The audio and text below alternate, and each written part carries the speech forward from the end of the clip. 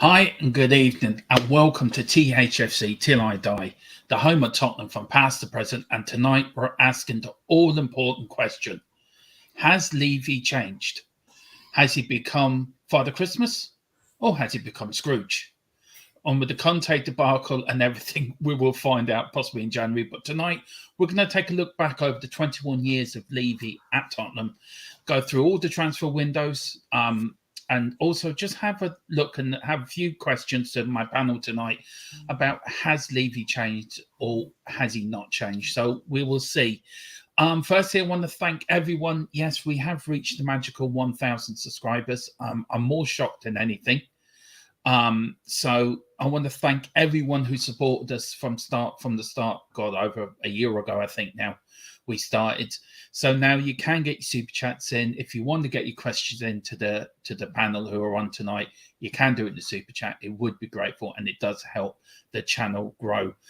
Well, Mia was with us, but she just popped off for a minute. So, Brad, good evening, sir. How are you? Are you looking forward to Christmas? Hello, Deabte. Yeah, I'm fine. Is Levy Scrooge or Santa Claus? How would you describe him? Well, he ain't Santa Claus, is he? Because Santa Claus gives you presents when you've been nice. So, well, yeah. I mean, he's obviously going towards the Scrooge side. I mean, if you think of, trying to sort of get the last bit of a deal squeezed out and pay that 1 cent less for the player, it's definitely on that side. But hopefully in January he'll be Santa. Yeah, hopefully. He's no Del Boy then, you reckon then? Sorry? He's a bit like, he's no Del Boy. He's a bit Boise than No. Del Boy. I mean, which if for some things to do with the club is a good thing in the business side of the stadium and the training ground and that sort of stuff. Organising all the finance for it. But at the end of the day, football is all about winning, and the more you win trophies, which is why we all follow our clubs. So most of us anyway. It certainly is. And Mia, how are you this evening? And sorry, I had to pop off the phone call. Yeah, no, I'm all right, not too bad. As I said to Brad, is he Santa Claus or Scrooge to you? I think he's a bit of both. And I think that the whole winning, you support your club because you want to win trophies, that's not true, because you support your club because you love your club, but you'd like to win trophies. I think the rephrasing of that is probably more realistic, because none of us support our club because we win trophies. Otherwise, we would never support the other clubs, wouldn't get supported because they don't win. You know what I mean? The other clubs that don't win trophies either. So I think we support our club because we love them and because we love the club.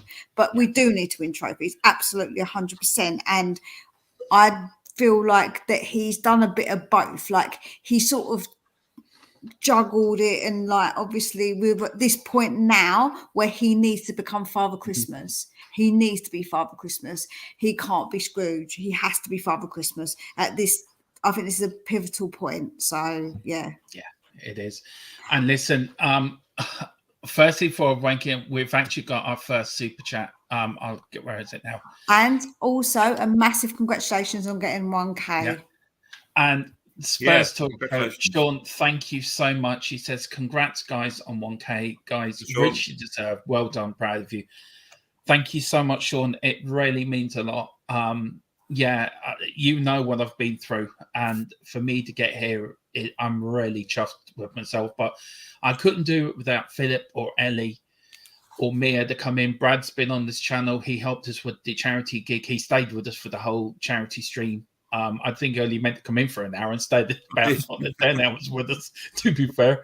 But yeah, thank you so much, Sean. I'm very grateful. But if you do want to be like Sean, it does help, and it does help the channel grow and get your points in. We'll go back and we'll get some talks in. We've got Spawn Talk Show. He says, hey guys, big up Sean. He says, looking forward to the show. Congrats on the 1K. Thank you. Delight for you. Very kind, Sean. Thank you very much also for the super chat. We've got Ryan McFarlane. Big up, my Irish brother. How are you doing? He says, finally 1K. Congrats. Thank you very much indeed. We're all very grateful. David K. Hi from Leicester, England. Congrats on 1K. Big up, David Clark. I'm sure you're going to have a few words tonight about Mr. Levy over the years. I'm looking forward to seeing your comments. I've got Wembley 1, big up Wembley 1. He says, good evening, everybody, and season greetings to all. I can comprehend how some supporters thought Levy had changed last summer. The only reason he spent early and often was he feared AC walking. Now, Brad, I put that to you. Do you think that was why he spent early, because he was afraid Conte may walk? I think he spent early because that's how Conte operates. and Paratici had been at the club since July previously under Nuno, and Paratici apparently got his fingers in all sorts of pies. So I think they just planned to get in players early, because I think he actually said that you need your players for the start of pre-season. And the transfer window opened June 1st. Pre-season starts July the 1st, and we had 3 or 4 players in. So I think it was to do with that's how Antonio Conte operates. Although I think after what happened when Nuno was sacked and Conte got the job, and the reaction of the crowd, Levy obviously knew that he had to do something.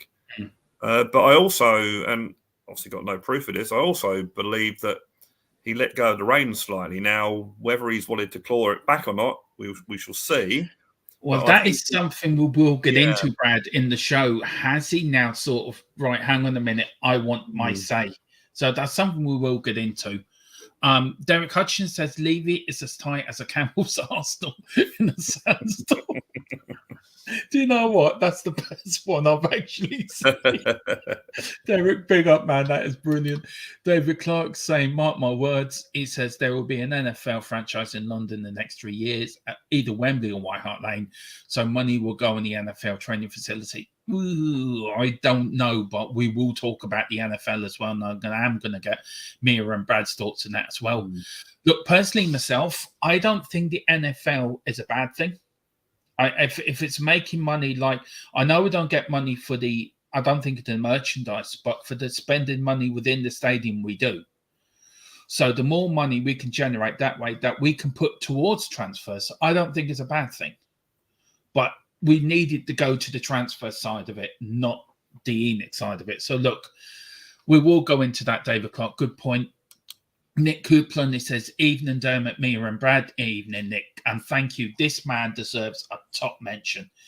He put in a lot of money into the charity stream. So, Nick, thank you so much indeed. And you've got me email. I need to have a word with you, sir. So if you can send me an email, I want to talk to you, sir. We've got David Clark. Daniel Levy's an accountant making money. It's his life. He learned a lot from his godfather. Yeah, that is true. That is very, very true. I have a few views on accountants, but never mind. Yeah, so have I. But I think you and me be in the same club, Brad, I think. But we won't go there. Wembley one says, NFL stirring the UK public along by dangling the carrot of London franchises, but the logistics are still way stacked against it, even happening. Least of all, an NFL PA won't have it. Yeah, that's so true as well. And then David Clark says 35 million has to be earmarked for the buying of Kulu. Yeah, I think it is. I think it is earmarked. But we will get started. Right. So what we're going to do, we're going to break this up into 3 bits. We're going to go through the first 10 years of ENIC when they took the show over, the club over in 2001. Just go through the finance of the transfer markets. And what really shocked me doing this, I'll start with you, Brad, and this, is the amount of money that players are worth from back in the day to now. I mean, we bought Eric Dyer, for example, for €5 million. I mean, you can imagine how much he'd be worth now. We were robbed. We were robbed. I think whoever bought Eric Dyer, right, needs shoot. And if Dave, I know Dave's watching because I can hear thunder and lightning from Kildare at the moment. Look, with the transfer market changing so much in 20-something years, Brad and Mia, I'll start with you, Mia, then I'll go to you because you haven't had a chance to say anything yet, Mia. Do you think it's getting harder to buy players now than it was, say, 20 years ago? Yeah, I think a lot of what happens a lot of the time is players' prices get so inflated because because a player's wanted so much by a team, say like a Man United, look how much they pay. They pay way over the odds, and then so the next player then is expected to go for over the odds because that player had gone for that. Joe, like it's just like the amount they've gone up is it just like surpasses what you would expect, really. I know 20 years you do have to expect some inflation, but it is ridiculous. Some of these prices for these players are really silly, like silly prices, let's be honest. Yeah, it is. Brad, look, we're going to start the show now. Right, there's a few questions here. Now, we all know the Conte contract thing now. We've heard Alistair go today. Look, every transfer window that comes round, Conte's future comes into the mix of it. Look, is Conte playing the high risk game here with Levy? Are they playing the high poker game here? And one of them will have to, bluff. I mean, do you blame Conte for what he's doing, or do you think, Levy's right to stick to his guns? What's your view on it? I think Antonio Conte is a very, very clever operator. I was watching Alistair Gold's latest thing today, and he made the point, which I think we've all forgotten, that what's going on now was going on back in July, back in the summer transfer window. He knows how to say things. He knows. I've noticed in his press conferences that he'll say something that you can read between the lines. That's how I interpret it, anyway. Yeah. And I just think he knows what he's doing. He knows that he's got all the playing cards effectively, because he knows that he can walk out. I mean, they've got this 1 year contract extension, which basically means that if he walked out tomorrow, if they put it on and he walked out, then they owe him money. But he must be a multi-millionaire, so I'm not sure that's going to particularly worry him. So I don't think I guess you could say that he's playing a high risk game in how Daniel Levy is. Daniel Levy is quite trigger happy, and will do something, well, like he did when Martin Jol got sacked at half time. He sacked Mourinho before a final, this sort of thing. So, and this stuff going on with Paratici, if it is in fact true, he pulled the trigger there. So, I think in that sense he's playing a high risk game. But I really don't think. I don't think he. I'm sure that he wants to stay at Tottenham and win things with Tottenham because he's a winner. Now, if he walks out on Tottenham, he's going to walk. He's basically saying, "I'm not a winner." He's basically saying, he's admitting defeat. Okay, so he walked out on his other clubs but he'd already won with them. He won stuff with Inter. They wouldn't back him, or they said no money, and he walked out on them. He walked out on Chelsea for various reasons, but he'd already won some stuff with him. So I think it'd be very unlikely that he would actually leave without giving it certainly a good go. And I said on Irish Hotspur the other night, the squad, even if we didn't buy any players, the squad we have at the moment could win something this season. Yeah. The FA Cup, any cup, or I'm not saying the Champions League because there's a lot of good teams. The FA Cup can be a lottery because it's all down to the draw who you get. There's no sort of you can't play another English team or this or it's all seeded. It's down to the draw. So we've got Portsmouth, which we should beat. Morecambe really easily last season. But then you could have a situation in the fourth round where Man City and Liverpool could draw each other and one of them's out of it. Or you could have a situation in the fourth round where we draw Man City away. So it's a lottery. So with the current team he's got, he can still win things. I still think he wants stuff. Yeah. I don't think he'll walk out, even if we don't back him. I don't think he'll walk out until the summer at the earliest. Yeah, Mia, I mean, do you think Conte's playing the high risk game here, or do you agree with Brad that look, it doesn't matter what happens this January, he'll still be here at the end of the season, but he may walk out then? What's your thoughts on it? Well, I'm a bit conflicted because, I think that obviously with Conte, I think he gives 0 Fs really. I think that if he gets to walk out, he don't care. Joe reminds me of that the gif of the man walking and away from a big bomb explosion. Conte's like that. He does not care. He really don't care. He's just go on then. And the problem with Levy's go on, you're daring me. So it's really a difficult one because Levy won't want to lose Conte because he knows that the fans are going to turn on him if he doesn't do his best to keep Conte. Now, Conte knows this. So Conte's thinking, I've got you by the short and curlies, mate, because, what are you going to really do? Get rid of me? But the thing is, if he doesn't sign, he does need to be sacked because we can't keep him and know that he doesn't want to be here. That's silly. It's silly to keep a manager who doesn't want to be here, you don't want to have that in your team because players won't want to come to a team where we know the manager's going to go in the summer. So it's really tricky. It's a really tricky situation to try and balance. And I can just see with Levy, he's probably got all these plates and he's trying to spin all the plates, to keep them all balanced. So I think it's quite a tricky situation. One thing that Conte has said in his press conferences, which I think is very important over the past few months, is that as long as someone tells him the truth, that's what matters to him. Yeah. So if Levy has said to him, we've got no money or we've got limited money, I think he'd be okay with it. If Levy says to him, yeah, I'll back you in the summer. Oh, there's loads of money, get what you want. And then somebody goes, well, actually, no, there isn't. Then you might have a problem. But I think if Levy's honest with him, I think Conte will stay. And thank you, Derek, for your comment on my song, by the way. Yeah, that was a good. I mean, I've got 2 star comments here I wanted to bring up, and I'll do one for you, Mira, and one to you, Brad. I'll do David Clark to you, Mira, and then Wembley one for you, Brad. Mira, David Clark says, I've supported Spurs since 1961, and hand on my heart, my love for Spurs because for the most part, I've seen beautiful football. And part of that is you hope good football may bring trophies. Look, we all want Tottenham to be successful. We all want us to win trophies. We all want us to be the top dog, Mir. What do you say to these older fans that have seen it and they've seen Spurs successful? I feel sorry for them that they have to go through this. And what do you say to David Clark, who's seen us actually win a double? He was there. He was around when we won the double. What do you say to fans like that? It's difficult. I think that all clubs have periods of being obviously winners.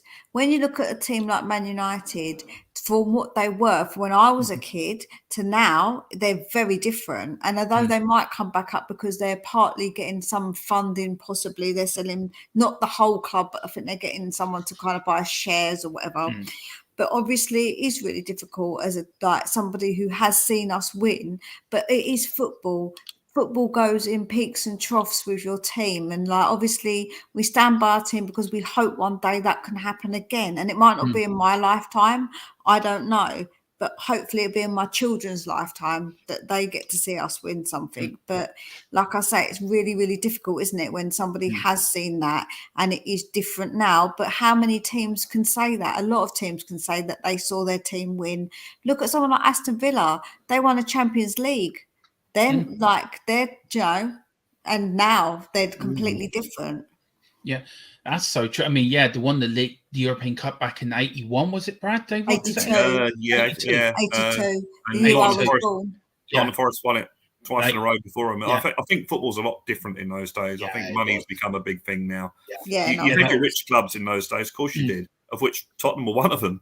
Yeah, I think football has changed. It's got more. Going back to your earlier question about transfer fees and that, it all changed when I think it was Neymar went to PSG because that just blew. I think at that time, I could be wrong here. I think Gareth Bale might have been the highest transfer at 80 million, and suddenly he goes for 180 million. So it just blew it out of the water. And then as soon as you start paying that for players, that pushes the prices up. And then you have a situation where certainly clubs can't afford them anymore, whereas they could before. So yeah. That's what I said though, Brad. Basically, one player getting sold for such a huge price then makes a difference to all the other players that are getting sold. Exactly. Because they say, oh, well, if he's worth that, well, then I must be worth this. Yeah. I mean, I know what you're saying, Brad. And going on to transfers, we've got David Wembley once here, David Clark, excellent point. When the big announcement came out of the last summer of the 150 million war chest, which there's still 50 million still to be taken, I think. And I think from what I've listened, I've watched a lot of Sean, and I do listen to Sean because he knows more about it than I do, to be fair. He says that 50 million now still hasn't been taken. It's still there now. That will go back to the club either the end of the year or the tax year. I'm not sure. I can't remember what he said on these daily walks. It's one of the other, but it's one of the other. But the war chest, everyone forgot the fact that the chunk of that would have to go on completely Romario signing, which is actually very true. Now, when you heard the 150 million, what was your first thoughts? It's the first time they've really said, right, here's money. ENIC and Levy said, right, here's money to buy players with. What was your first thoughts, and how do you feel now as we come up to this transfer window? I think it was a positive thing. If you, I mean, they did make the point that it's not all for players, but you presume that most of it is. It'd be interesting to see, and again, Sean's the guy to talk to on this one. Yeah. It'd be interesting to see when they eventually. It's very interesting they haven't released their figures, their financial figures yet, which they've been promising for the last 2 or 3 weeks. Very interesting with this contract negotiation going on in the transfer window that they haven't released their figures. I think from that we all, and I could be wrong here. I haven't seen the last figures. Now they normally have a figure which says transfers, blah blah blah blah blah. So we don't know 100% for sure that out of that 150 million, some of it was for Romero. To sign. That might have been already put aside for some, in a previous budget. I don't know. I could be wrong. I could be right. But yeah, it was a positive thing, and it was a very unusual for ENIC to say, "Here's some money." Basically, they nearly always, they're very very sort of keep everything under their chest, sort of thing, or what sort of money we've got to spend. Unfortunately, 150 million doesn't buy you a lot these days, really. It really doesn't. If you're going for, I mean, look, don't get me wrong, you can get some really, really good players for a good price, and I'm sure Conte and Paratici will be looking at that. I don't think they'll be going for the highest priced player sort of thing. But yeah, in today's market, 150 million, you could technically spend 2/3 of that on one 19-year-old Croatian player, Guardiola, whatever his name is, So it's. Yeah, but it was. I thought it was at the time anyway. I thought it was a good sign. Yeah. And again, this is why January now is, and it's a different January. Everyone says, "Oh, no one buys someone in January." This is a different one. This is after the World Cup. This is where teams have had, like Arsenal had Jesus' injury. This is where teams suddenly have had things that they wouldn't normally have happened. Or you wouldn't have thought they would happen. So it's a different transfer window. You've also got the situation. Sorry to go on a bit. You've also got the situation where, and we've seen it, where there's always 1, 2, 3, 4 players that are absolutely brilliant during the World Cup. Suddenly everyone wants them, And we bought the majority of them. So who's that Ukrainian we bought? He'd done brilliant in the World Cup, and he was absolutely shite with us. Yeah, exactly. Like Amrabat in July, there's Amrabat, and everyone looked at him and thought, no, what's he? No, don't go for him. Now suddenly, probably everyone wants him, sort of thing, because the World Cup he's had. So, the January window is different to the normal January window. It is. It really is. Look, we'll go through it here, and look, it took me a while to get this together, but we will. Now, what you got here? You got the transfer record. You got the income, and the expenditure. So the income is how we sold. The expenditure is what we brought in, and then below is sort of the other balance. So I've actually brought up, that was 2010, 2011. Sorry, I brought up the wrong one. There we go. Here we go. 2001, 2002, when they bought us over. Now, you can see there, we had a balance of minus 18.3 million. Now, we bought 10 players. We sold 9 players. And of course, then we got to League Cup final, of course, in the 6th round of the Cup and finished 9th in the Premier League that year. And as we go on here, the transfer figures weren't big then, Brad and Mir. As you can see there, 15 players for 10.5 million.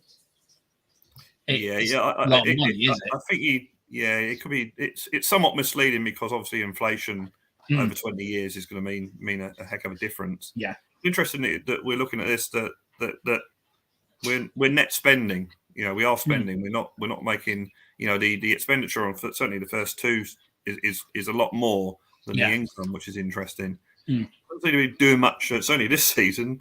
League Cup 3rd round, FA Cup 3rd round, Premier League 10th. I can't remember who we bought in that season, but I looked at it and it was just. It was mind-boggling who we bought then. I mean, then as you can see, they were spending money in the early years, so it wasn't a case of them not. Now, if you look at it, probably then, as you say, prices weren't high then, so it's a different time. Of course, then 31 players in, 21 out, so we're still sort of spending around 47 million, but for 47 million. For 31 players back then was pretty good, but there were young players. There were players that one or two were, big name players then. But as you go on, then of course, then it starts getting a bit. You can see then we've got a minus of 11 million there. Every season is actually minus where we actually haven't made any profit whatsoever. I was 607, then 07 or 08. That's an interesting one there. We've spent 94 million against 22 million. That's the biggest one so far. I'm trying to think. Yeah. I'm trying to go. I can't remember any of these seasons, to be fair. Oh, the League Cup winners. So we spent money on Berbatov. I feel. How long was it? I know that was Berbatov and Keane's season, wasn't it? That it season was. Yeah. Won the League Cup. Yeah. And then, of course, after that, this was Harry Redknapp then's first season in charge. Of course, got to the final, lost to Man United penalties. Again, and look, you look at these figures and you're thinking, oh, Levy spent money. Levy has put his hand in his pocket. But if you divide it up and look at the players we bought in, there weren't high quality players. Mia, what have you worked out in the first nearly 10 years of them being in charge, and what do you think of the first 10 years? The thing is as well, what we've got to understand is that we were finishing, look at the places we were finishing 8th, 9th, 10th. So also we weren't getting money in from other areas either, like the actual club, if you think about it. So you've got to also factor in that was also the case. We weren't that club, and obviously that obviously factors into the overall money, doesn't it? Because if you haven't got loads of money to spend because you're obviously not getting the money in, even from selling players and obviously other things, then obviously that could be a factor. Sorry, Brad, go on. I was just about to say, go back to Avatron's Wembley's question about why we made it public. I think it has to do with, because it was to do with shares. Yeah, that they have to publicly announce it if it's to do with a buying of shares, that sort of thing, increasing the control of the club. So that's why it's done publicly. Are Tottenham are Tottenham privately owned though? They're not on the stock exchange now, are they? No. So it probably had to be done through Customs House, not Customs House. Yeah, it's to do with because I think it's to do with control, because it's to do with how much control ENIC has of the club, that sort of thing. So that's why it wasn't sort of saying here's 150 million. Say it was an actual a share thing that they have to publicly announce. So I mean, look, we also now, hang on, just let me get there. We're going to now. This is the last season now, where as you can see again a minus 8.6 million. Overall balance, but on the pitch we've done quite well. Quarterfinals of the League Cup, semi-finals of the FA Cup, 4th in the league. So I mean, Brad, for the first 10 years, if you've seen it, what looking back in it now, do you look back now on the Levy first 10 years and thinking he could have done a lot better? Of course, we got rid of Martin Yole at half time during that 10 years.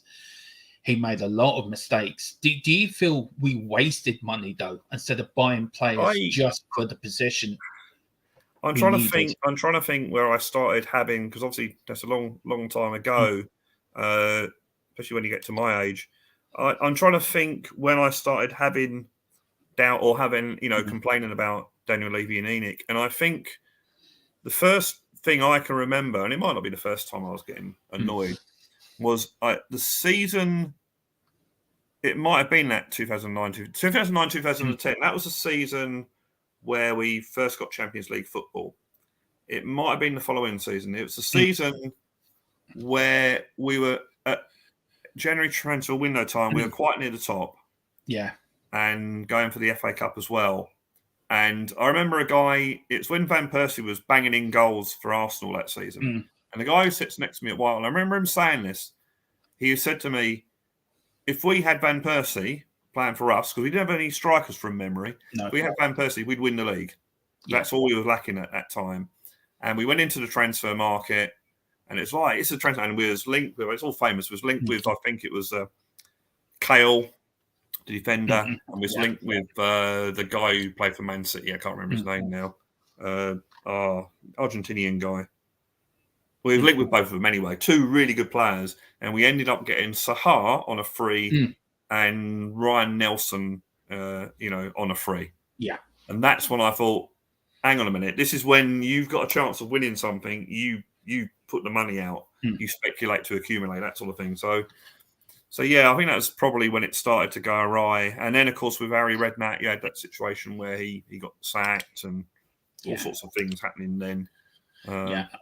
Yeah, that's true, because he was going for the England job, wasn't he, at the time? And again, he tried to play a poker game with Levy. Levy they had a court case, didn't they? That court case. Just want to say big up to Paul G, big up to Carl Simpson as well for coming in, big up to Mick Harmlick, and big up to everyone in chat. Thank you so much for joining in. Right, we'll go for the second 10 years, Mia. Now, let me go back quickly. There we go. Right, no, wrong one. Jeez, I've got these in the wrong way round. Right now, I'm ready. You think at 1K, you think I would actually know how to run the stream by now, wouldn't you? But I mean, Mia, look, you look at it now. 26. We spent 26 million on players. 20 in, and again, then now this here shocked me. We own in the 2011-12 season, we only spent 9 million on players. Do you think this is what the fans have problems with Levy and ENIC?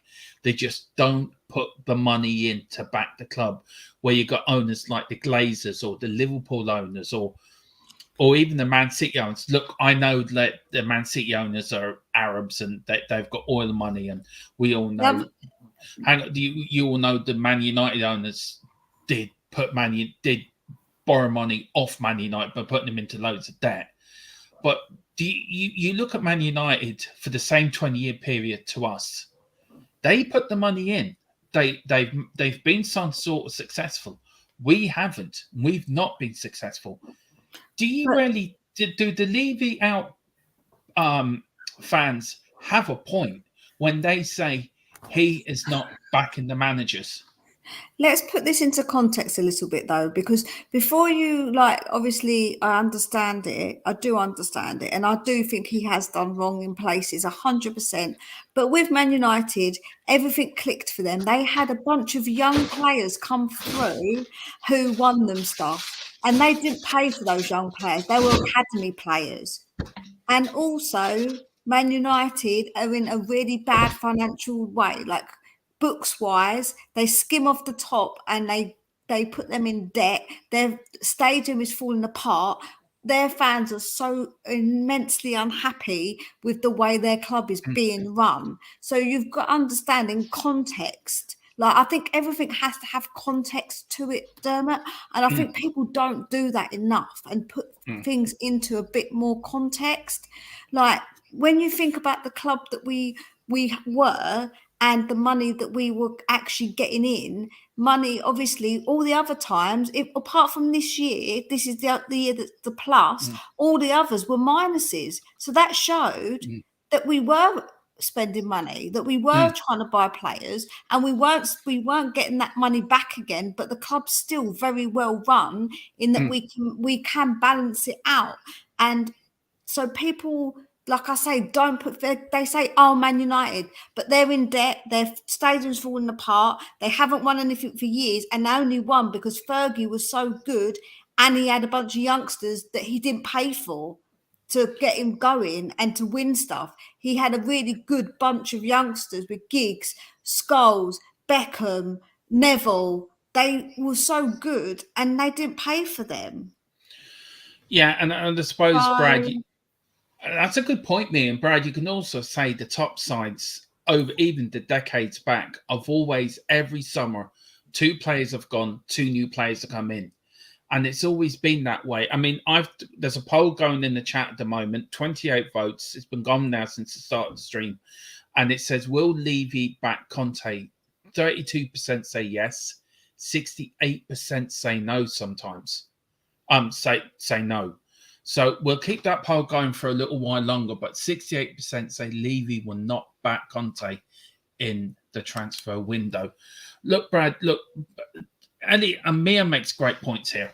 the Man United signed Bob Ferguson and the Glazers, Old Trafford falling down. So you look on the other side then. We've got a great stadium. We've got a top-of-the-range training ground. We've got all the facilities we want. We've got a pitch that can retract and take off and put back together within 3 days. We can do NFL. We can do boxing. We can do this. We can do that at the stadium. But does that, as a fan, does that make you happy we can do all that? Or do you want White Hart Lane and a championship winning side? What would you prefer as a fan?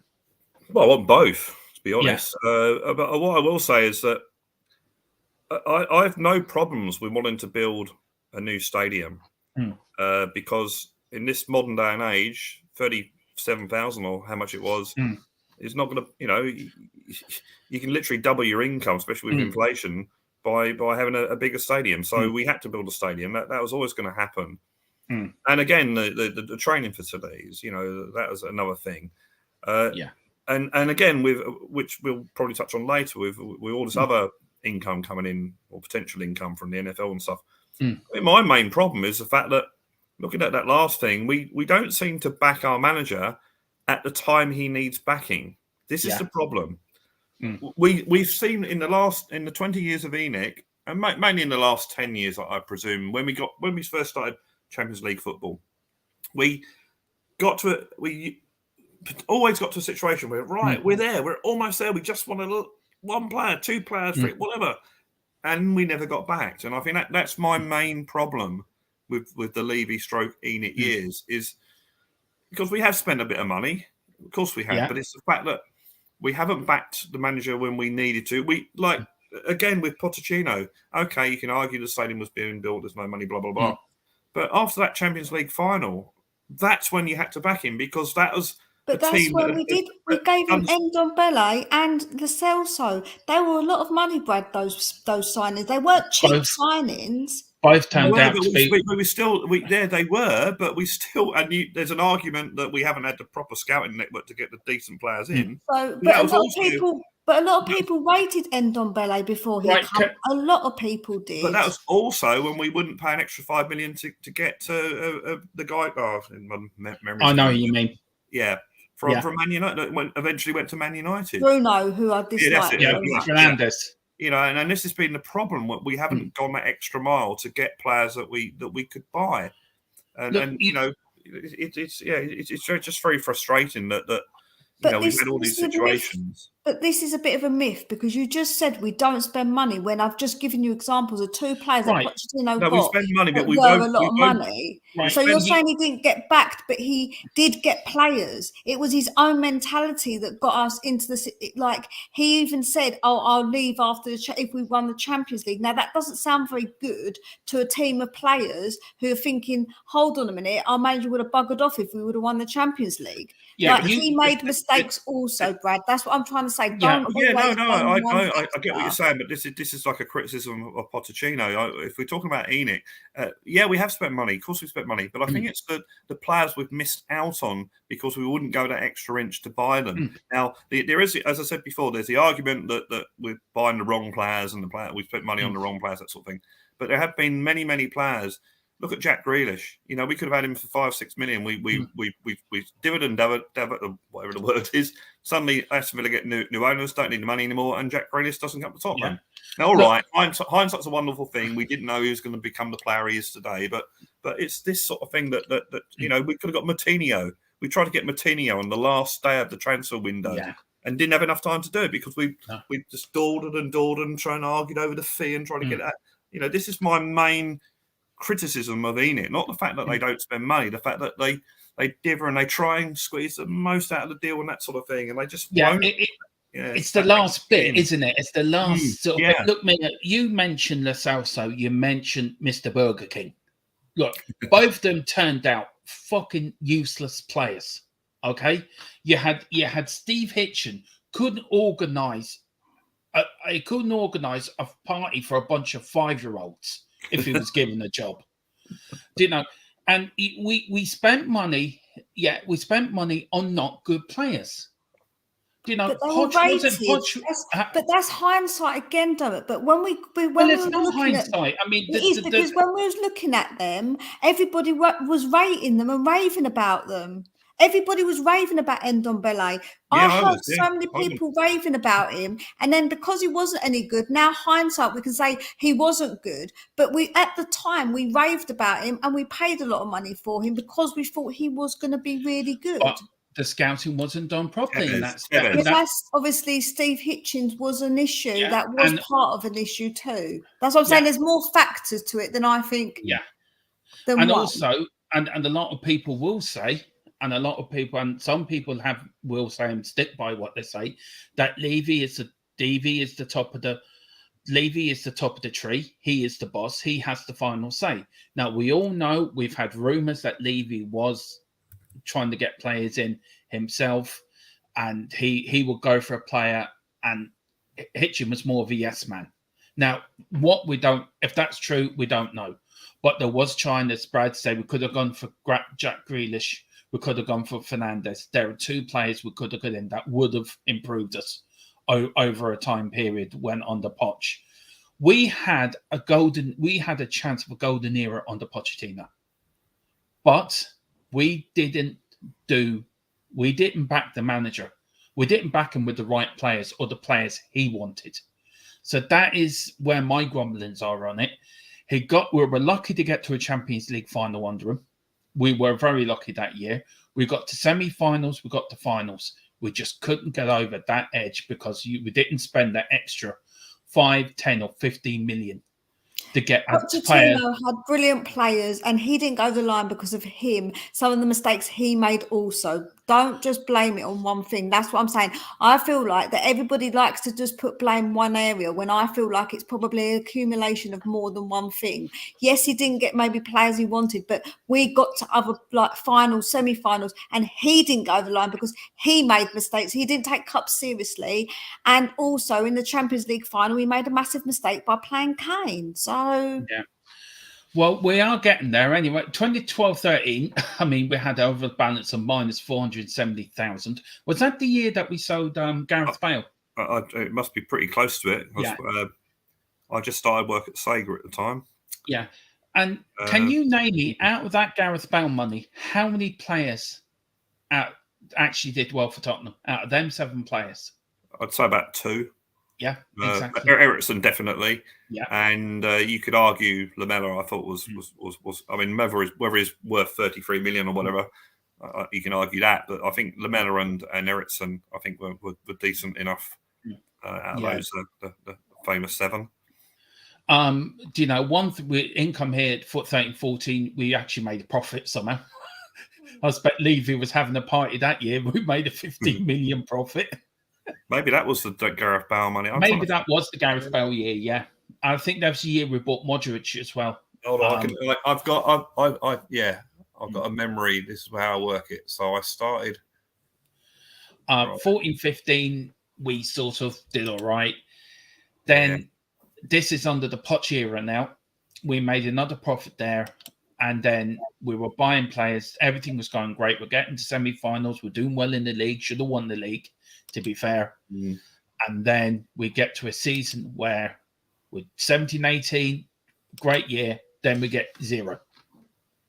Now, look, we all know that was the time Poch needed backing.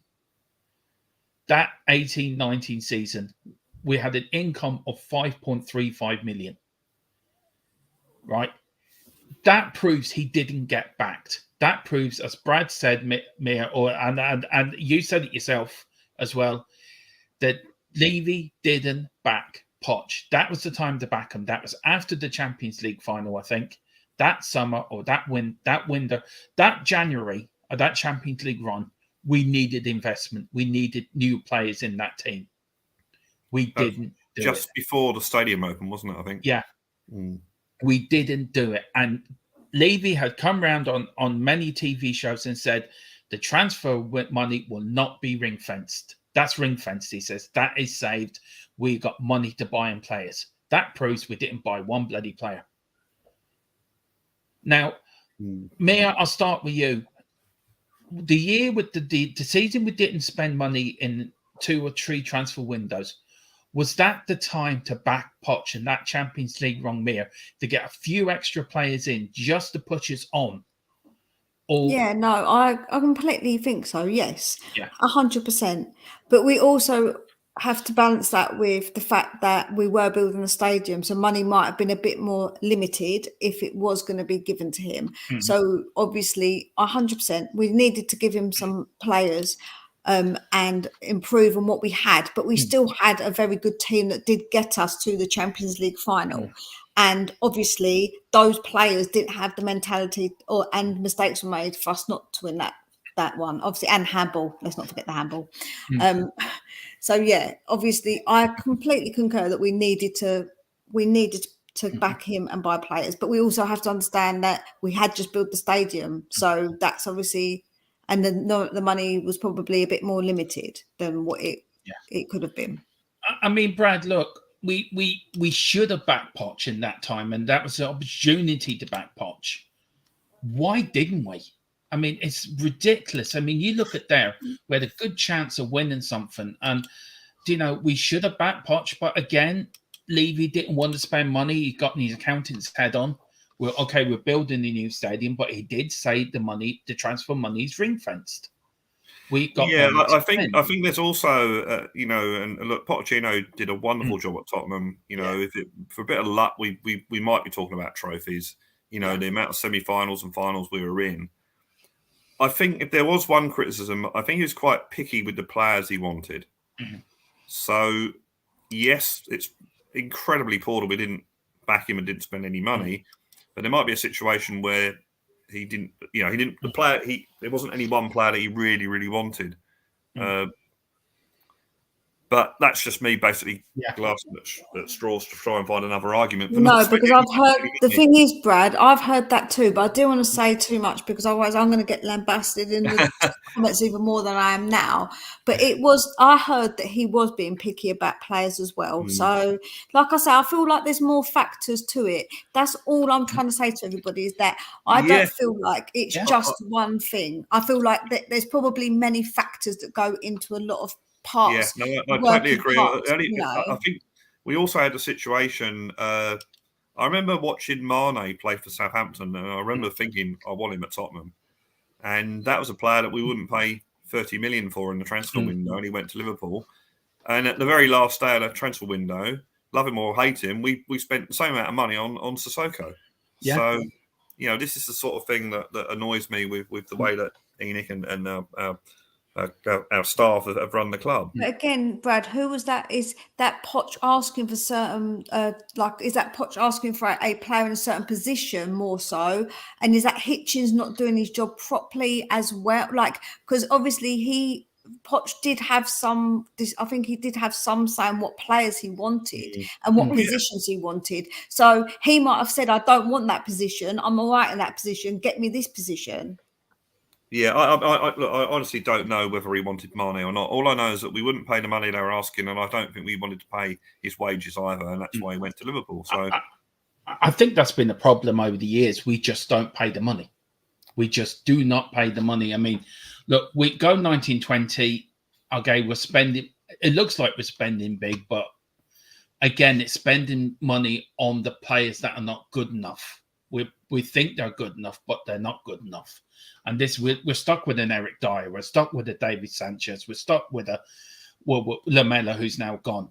We're stuck with players that are making mistakes over and over and over again. And this is the problem. Now you can blame Hitchen, you can blame Levy, you can blame the scouting network. There's a load of people that need to take responsibility for what happened at Tottenham over the years.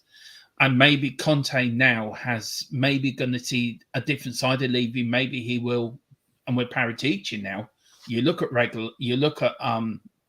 Kuvazeski, you look at Romero, you look at the players that he's brought in. A majority of the players he's brought in have been brilliant for us and got us top 4. Last January got us top 4 because that was left to Paratici and left to Conte. It was left to football men to do football job. Levy, you stayed at the business side, we do the football side. It worked. But now he's starting to stick his nose in again. I don't know. I just got this feeling this is such an important window for us. It really, really is. 1920, of course, 148 million spent, 64 million bought in, so minus. 2021, again, over 100 million spent, 13 million bought in, so we had a minus of 97.2 million.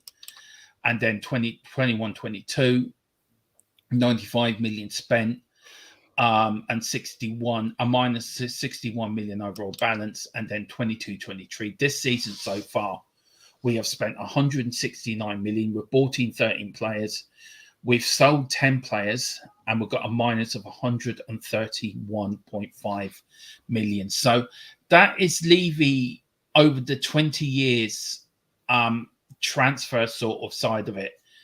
I mean, I'll start with you, Mia. I mean, 20 years, we've gone through it there. 20 years of Levy in the transfer side of it. We've had Hitchin, we've had Paul Mitchell, we've had a few sporting directors, and we've had Levy.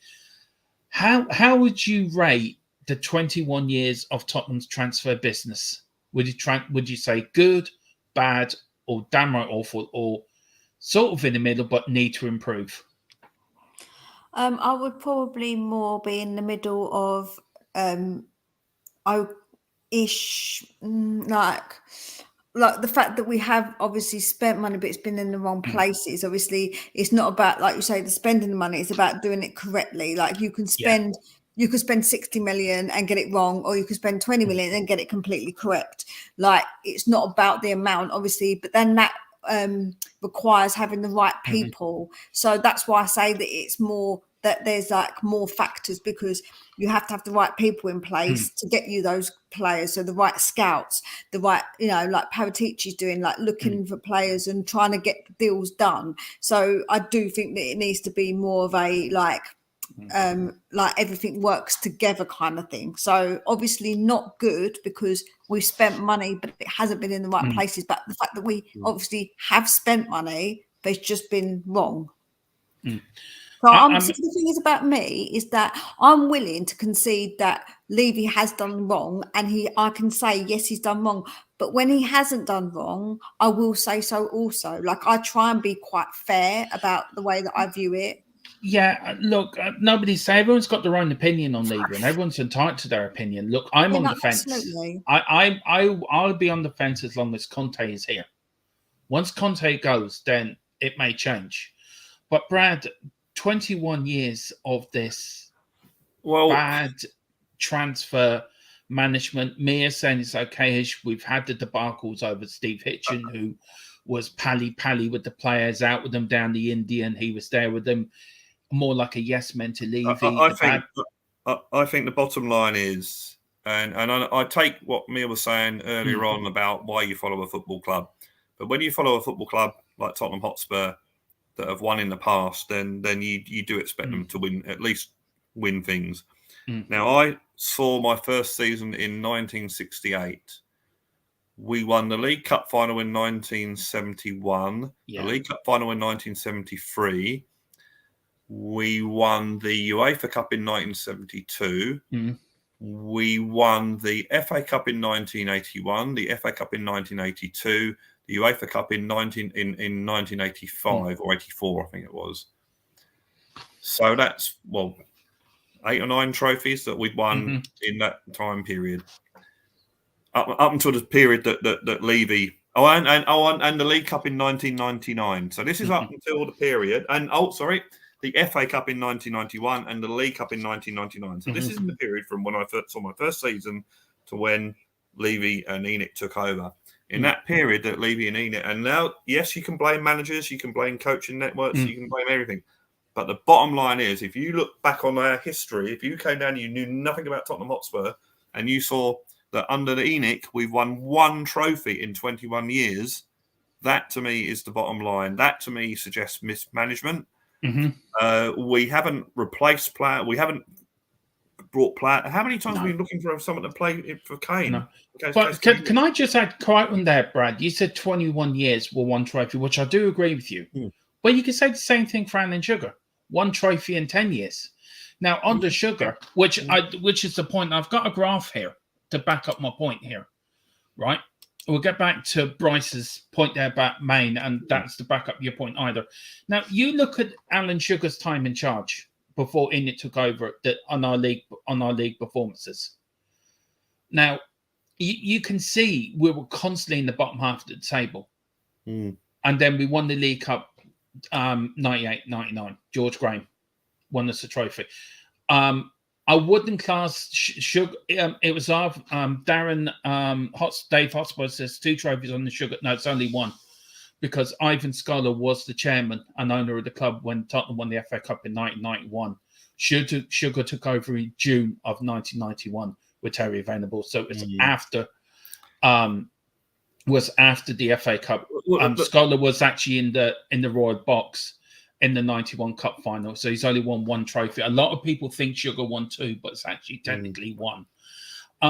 Irving Scholar took a lot of flack, but we were quite successful on there, certainly for cups. And I remember being at I think it was Wimbledon, Tottenham playing Wimbledon under the Alan Sugar years. Let's not get carried away with Alan Sugar. You know, we were singing "Get your checkbook out." You know, he a lot of people wanted him out as well. So, you know, it's a bad 30 years, really. You know, it is, Brad. But you look at the league there, Mia, as well. I'm trying to do a balanced argument here for pro-Levy and anti-Levy, which is I'm trying to play in the middle here. But if you're not a Levy out, right, and you look at the league, you look at the graph there, Mia. I'll start with you on this. And you see, look, we finished 5th, God knows how many times. You can see the upturn there between 13-14 season right up to 16-17, the decline again from 17-18, and now the pickup again from last season. You would think, Jesus, they're great owners, that they're doing all right. And you compare that to Alan Sugar's, well, it was mediocre. I remember the 90s as well as Brad, and believe me, it was Jesus, it was damn right awful. And so do you, Mia. Yeah, it was awful. If somebody was looking at that graph, they would think, well, what's Levy out I think protesters on about? It looks great, but there's more to it than just what this graph shows, isn't it? Of course, obviously there's more factors to it, but I think that actually Philip said it really well the other day, is that we're getting all our ducks in a row, and this is the final ducks in the row that we need to do, which is back this manager, because you've got to understand, from when Levy's taken over, he has built us the new stadium, which will then get us more money in, because that wasn't obviously capacity wise going to get us anywhere. So to take that step up, we sort of sometimes you have to take 2 steps back and 1 step forward, and now we're at the position where we need to take just steps forward. We can't afford to take steps back. So that's where my problem will be. If we keep taking steps back, then that's an issue. We can't take steps back, but we had to take 1 step forward, 2 steps back, 1 step forward, 2 steps back to get in the position we are now, to get the stadium built, to get stuff, to get to the point, you know, to get to this point. So that's where obviously I feel like we've got the ducks in a row. These are the final ducks that we need to get done 100%. Yeah. I mean, sorry, Brad, go on. To make the point that ENIC, for all we go on about them, on the business side, you know, with the stadium and the training ground and that sort of stuff, and making us financially viable, they've done an excellent job. And to be fair, Alan Sugar and obviously his legal team as well, fought really hard to get. Don't forget, we were docked 12 points. Yeah, that's true. And chucked out the FA Cup, and he fought and fought and got us back into the FA Cup and got our 12 points back, which would have meant relegation at that time. So they both Alan Sugar and ENIC have had their moments. It just comes down to the football thing, and Mia's right. It comes down to that where you're on the cusp of something. You just need that extra push, that little bit of speculation, a little bit of flashing the cash, and it hasn't happened. And I think that's the problem. Yeah, I mean, talking about that. I mean, look, good. I'd like to put this, you know, under POCH. I mean, we did talk about POCH, and we did talk about it, but you look at the chances we had back then. Was it again? Under POCH, did Levy miss an opportunity to do something special? And I'll start with you, Brad, in this. did he miss? And listen, and everyone, please get your likes, hit the description, hit the like. And if you want to get an important question to the panel, to Brad or to me, why not make it a super chat? It'll get to the top of the list. It will get it read out, and then we will discuss it. So, I mean, Brad, do you feel Levy did miss an opportunity to get us over the line on the POCH? I think it's a bit of both there, because when you look at the semi-finals we're in and some of the finals, as I said, but for a bit of luck, we might be talking about 3 or 4 trophies. Yeah. In another universe somewhere, POCH could have won 7 or 8 trophies. We should have won the league title. That was down to the Leicester season was the one chance we had of winning the title, and that was down to our first 4 games and our last 4 games. And I've been nerdy enough to do the maths. If we'd have had the same average points in those first 4 and those last 4 as we did in the middle bit, we'd have won the title that season. So that was and you can't blame Levy for that, really. No, you can't. But I just want to welcome. Sorry, Brad. I just want to welcome Philip in. Hiya, Philip. Happy birthday. Happy birthday, It took sir. me a very short visit, lads, because it literally came back 2 minutes ago. So I don't know how long it'll last, but where are we at the moment? Anyway? Yeah, we're talking. I mean, Brad, you make a point there about POCH and about Levy, and I think Mia made a point earlier. It has to be blame on both sides. Did you agree with what Mia says, or do you think, look, the lay does lay firmly at Conte's, at Levy's back front door with Hitchin as well, or Mitchell at the time? Well, it's his fault. It's ENIC's fault. There's arguments for all of that, but I think that from memory, and I'm going back how I felt under the POCH years, was the fact that I always got the impression under Pochettino we wanted players from Waitrose, but we were having to go to Tesco's to get them, to get Tesco players. That's how I felt about it. That he wanted certain players. No, you can't have that one. You've got to have the cheaper version. That's what I think the problem was. And if we'd have spent the extra bit of money, then who knows? Maybe those 7 or 8 trophies would have become a thing. Yeah. But of course, there are other people on there that the scouting and that sort of thing. But it just comes back to my original point in that we're on the cusp, and when we want to put that little bit extra in, Levy / ENIC don't do it, and that's to me is the whole problem with this whole thing. I think during the summer window, no matter what people think about it, the fact that we paid 60 million for Richarlison, which at the moment looks a bargain, I think that's a good sign that we did splash the cash on those sort of players. So let's see. Yeah. Before we go to you, Mia, and thank you so much for the super chat, Mia. Very kind. Will Levy back Conte in the poll? 36 votes. We've got 39% say yes, and 61% say no. Do you know what? 61%. I just want to quickly bring Philip here. There's a few people here. Shamu, happy birthday to Philip, legendary Spurs fan, probably epic drummer. Without solo Keith Moon. Well, you would now because Keith Moon's dead. So yeah. I'm just imagining Philip Brady and Keith Moon on a night out. That would be epic. Hell. Yeah. Did you hear what Joe Walsh said about Keith Moon? No. He says the worst thing about Keith Moon was he became friends with me. Yeah. I mean, guys. Thanks, Shamu, and look, happy birthday, Philip. I know I said to you already, but happy birthday. Hope you're not feeling too well at the minute. Didn't get outside the door for later. Yeah. David Clark puts here, and I put this to you, Philip, and then go to you, Mia.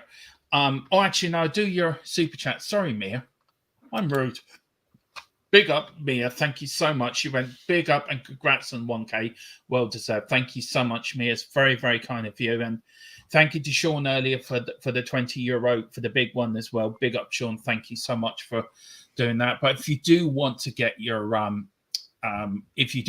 point across and jump the queue, jump the chat here, please do. It does help, and it helps us grow the channel even further. Where we got here? Oh yeah, this one here from David Clark, and I'll start with you, Philip, and then go to you, Mia, and then you, Brad. Look, our owner Joe Lewis, who owns Trafford Stock Group, owns 200 companies in 15 companies in 15 countries, yet he's not speculating any money on his football team and never will. Levy's just Lewis's scapegoat. Where do you stand on that, Philip? Does David Clark got a point here that, look, it should be Lewis we should be shouting at, not Daniel Levy? Yeah, but Lewis is 85 years of age or whatever he is, lives out in the Bahamas. He's untouchable out there. Daniel Levy comes to work in the office every day. He's the line of attack, and that's the way it's probably meant to be, you know. Yeah. And I think that's 200 companies. His turnover is probably billions. He could easily spend money on us. He's chosen not to do it for whatever reason. I don't know. Maybe he's not that big a fan. Maybe he's in there just for the money. He's not in it for the success of the team, you know. But like Lewis, as I say, Carl Simpson making a very good point there. He says Lewis is a businessman. It was only ever about the money. That's it. That's it. If he was a diehard Spurs fan like us, and he had 300 million sitting spare, he'd be pumping it into the club. Yeah. But all we get is this drip feeding of money that doesn't seem to ever be enough. And then when we do spend it, it's never enough to buy the players we should be buying. So, you know, I'm just hoping there's a change of attitude in January, but I'm really, really not holding my breath. No, thank you, Carl. Another one's been with us since the very start, Carl, on the TTG, under that disguise, on our first disguise. Well, big up, Carl. Thank you. Mia, look, as I said to Philip, Philip is right.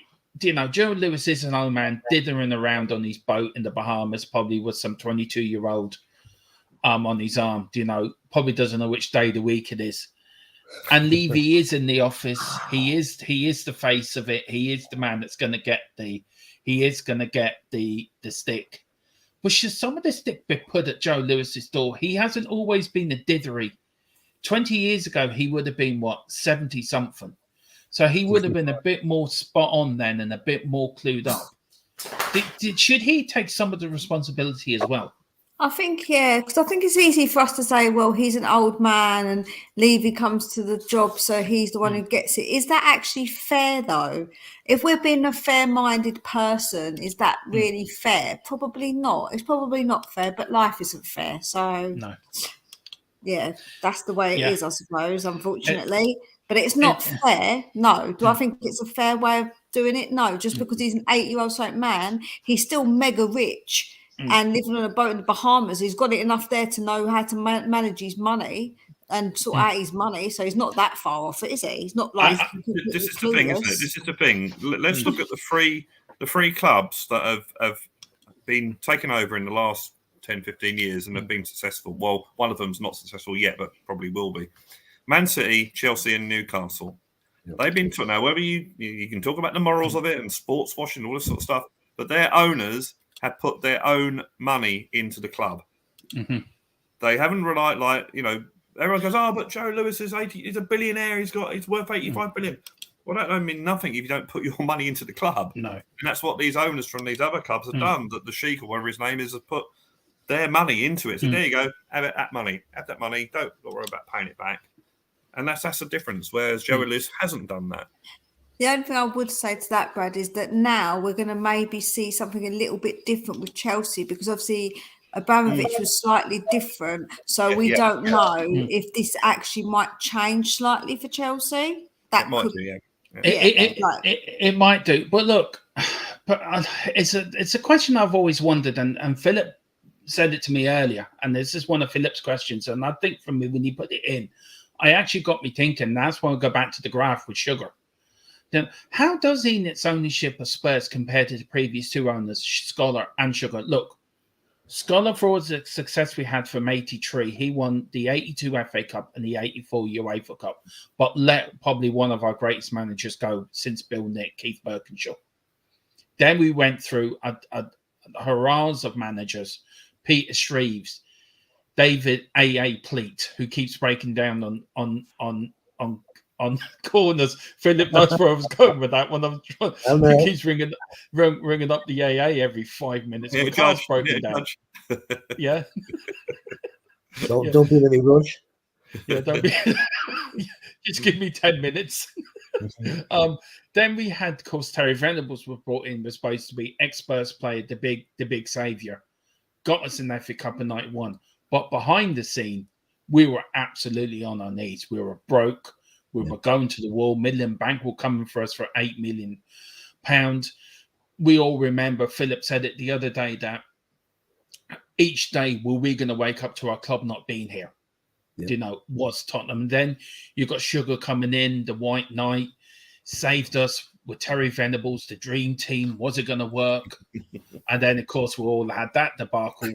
You know, I want my tea without sugar. You know, everyone went to sweeteners then. So, do you know what I mean? We had that debacle. Sugar then brought in a rake of managers. To this day, I still don't know why he brought in Christian Gross. I don't know if he got drunk on wine at dinner or yeah. Do you know what? I remember that press conference, right, Brad? And I was only, what was that, 95, 96, was it? Yeah. And do you know what? I was a teenager then, and I was upset because we lost the previous manager, right? And next thing, he comes out, I got a travel card.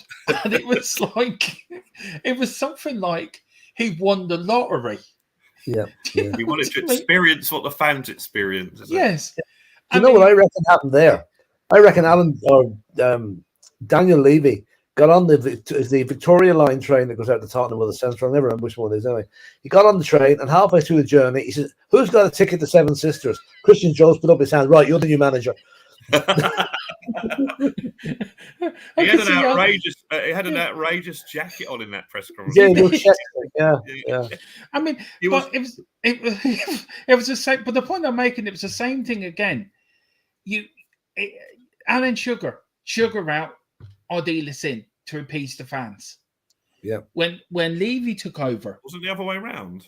No, Venables went out. Venables. I think Ardiles came in after Venables because I wrote a letter to the club because I couldn't believe they sacked Terry Venables. So I could write a letter. That's why he brought him in to appease the fans over Venables, because everyone was up in arms. And then you had Sugar doing the same thing, sacked George Graham and brought in Glenn Hoddle. This is the new hope. So, Brad, I'll start with you, and then I go to Mia, and then you, Philip, last. Sorry, if that's okay. Brad, how do you compare the three ownerships? Well, and if you just as a final point, if you can, ENIC's not been the worst out of the three of them, has they? Certainly not for the fact that we're financially stable under ENIC. But again, it goes back to, I mean, when I was a young lad, I was, before I started following Tottenham, up for £1, Spurs bought the first £100,000 player. Spurs bought the first £200,000 player. Spurs bought the first £2 million player. You know, we were spending money, we were breaking records and putting out money for these players. And it got us into financial trouble, as you pointed out. But, you know, we were winning things. And you know, I guess fans, if you're winning things, I don't really sort of worry about the fact. But debt is a very misleading thing anyway, when they say, oh, the government's this much in debt. It's, you know, who do they owe it to? You know, it's sort of... But do you think, though, ENIC are not as bad, though? You compared them to ownerships, and you look back, we've got the hindsight of looking back to them guys. And Brad, to you, where would you rate out of the three of them? How would you rate them three if you're doing a 3-2-1? Where would you put them in order? If I put them in, as far as financial stability of the club, or the boring stuff, it's got to be ENIC, Sugar, Scholar, probably. I don't really know a lot about the Scholar era, to be fair. Yeah. But if you look at football-wise, it's Scholar, without a shadow of a doubt. So, you know, you make of that what you will. And that, as I keep saying on all these shows, it's my point. It's all about the football. Yes, ENIC can be great how they run the club as a business. That's fine. I got no problems with that. Yes, I got no problem. They could have international basket weaving in the stadium if it brought in 60,000 people. You know, I don't mind that, but it's got to go. What's at the top of the period of Tottenham Hotspur is the football club. And that's where I think ENIC has fallen down, where they haven't pushed that extra bit where it's been needed. That's my whole criticism. The same question to you, Mia. If you could place them 3-2-1, where would you place the Scholar, Sugar, ENIC ownership? I suppose it depends on what you view as being successful, isn't it? Like, obviously, Scholar won us the actual stuff, but Levy has got us in a financially more stable position. And Sugar, well, yeah, the less said about him, the better. You know what I'm saying? Yeah. I take it you don't like your sugar in your tea, then, Mia. No, I'm sweet enough. I don't need no sugar in my tea. Oh yeah, I forgot you're a little dynamite, aren't you? Yeah. But yeah, that's how I would say, because I would say that obviously depending on which one you obviously rate to do with what we won, because even like sometimes you've got to think that we won something but it didn't get us anywhere. It's just a trophy that sat there that didn't make much, not much difference, but hasn't made much difference in the grander scheme of things, where hopefully if we're pushing towards something, there's an aim. I feel like Sugar was a bit aimless. There wasn't an aim. What was his aim? Like, can anyone tell me? I don't really know. Like, I feel like that's the problem. Where with at least Levy, they seem to have an aim, I think.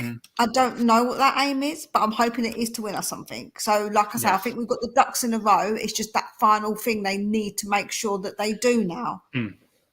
That's, to me, that would be much more successful, because it's the stability as well of the club. Because obviously you don't want to think, oh my God, our club's in financial ruins. Yeah, I mean, look, we've got a couple of here starred here, and I will get to these comments. That some of them are really, really good. But I'll start with you, Philip. Look, you like me, we can remember the Scholar years quite easily, and me would have nightmares in the middle of the night, waking up. Jesus, what happened? Look, do you want to give the people a bit of an explanation? And where would you put them in order in the 1, 2, 3? Well, first of all, Irving Scholar took over after kind of a heated boardroom battle with the Richardsons and the Whale family. And there was another one. There was Fred. What was his name? Fred. And it'll come to me. He took over. That stage, Tottenham we were a club that had the same board since 19 God knows, right, years ago. Scholar came in, and when he had some good ideas, like getting us the West Stand built, and winning that, we won the 2 FA Cups under him. We won 3 FA Cups under him. But he spent a lot of money, invested a lot of money that should have gone into the club in clothing businesses. I think there was a thing called Fred Blogg's T-shirts that he got involved in. They sponsored the club for a while. All the players used to wear them. Do you remember those, Brad? Yeah. Was it Hummel as well that got involved in? Oh yeah, they got him with Hull as well. And he seemed to have the best interest of the club at heart. But I think the debt got the better of him. He took chances, and those chances did not come off. And it was then that in that June 1991, just after we won the FA Cup, should have been an absolute joyous summer for the Spurs fans. Yeah. We had to spend the entire, as you said, waiting for the phone to ring to tell us Tottenham had been put into receivership by Barclays Bank. And the amount was £8 million. I mean, £8 million today, you wouldn't give it to a kid to buy chocolate with in the footballing terms, So it was and then Sugar came along. Now, Sugar, I think, was a reluctant investor. He was a Tottenham fan, but he wouldn't have been a big Tottenham fan. And Terry Venables must have talked him into it. And he decided he paid off the debts. He took over from Scholar. But that happened. Irving Scholar looked at it and said, that's a disaster waiting to happen. And so it was. Because within 2 years, the boys were in court against each other. And then... Is that why we had to do Paul Gascoigne as well, wasn't it? That's it. Gascoigne... The fact, remember the injuries Gascoigne got in the final against Forest? Yeah. When that injury was diagnosed and the transfer was put back another year, that could have been the end of Spurs, because we were depending on that money coming in, and obviously it didn't arrive for another year. And I'm not sure if they got the full amount from them either. But to answer the question on the three of them, I would say ENIC have brought us dragging and screaming into the 21st century with our stadium, with our training ground, with the extracurricular activity, which is, the bottom line with Tottenham is very, very good. So for that reason, I put ENIC first. And that's not to say I agree with what they're doing, and especially the lack of funding for the playing side of the ground of the team. But they've been the most productive owners we've had. They've got the best results, property wise and financial wise. Plus the fact we've got the best manager now since Bill Nicholson. Even though manager, as somebody rightly said earlier on, no manager left Tottenham on good terms. They all went out there roaring and shouting because Sugar did not treat them well. Not Sugar, Levy did not treat them well. And now we hope he's learned his lesson. But we'll know by the end of January whether he has or not. If he hasn't learned his lesson, we're going to be scouring the situation's vacant column next June for a manager. Yeah, and also nobody will want to come to us if we get rid of Conte. And to be fair, we're going to be looking at a mediocre manager at best and a mid-table Tottenham side, because all the Kane will leave, Son will leave, Romero will leave, Kufaseski will leave, so we'll be left with a mediocre team. Look, we've got one more question. We're close to wrapping up this debate now, and I've really enjoyed this debate. What I want to do firstly, if I can, is go through some of these starred chats. I mean, some of them are very good, so I've started them here. So we'll start with Chris. Big up, Chris. I hope you're doing well, brother. And he says, being honest, we can blame Hitchen, but it's Levy rejecting the players that he brought to the table because the profit wasn't enough for him. Look, you could agree with that and say yes, but Hitchen was no angel. He bought some humdinger for players, to be fair. I did hear, Deabte, that Hitchen actually had the deal in place for Skriniar. Did he really? Yeah, but it was just, again, what Chris is saying is about the actual money side of it.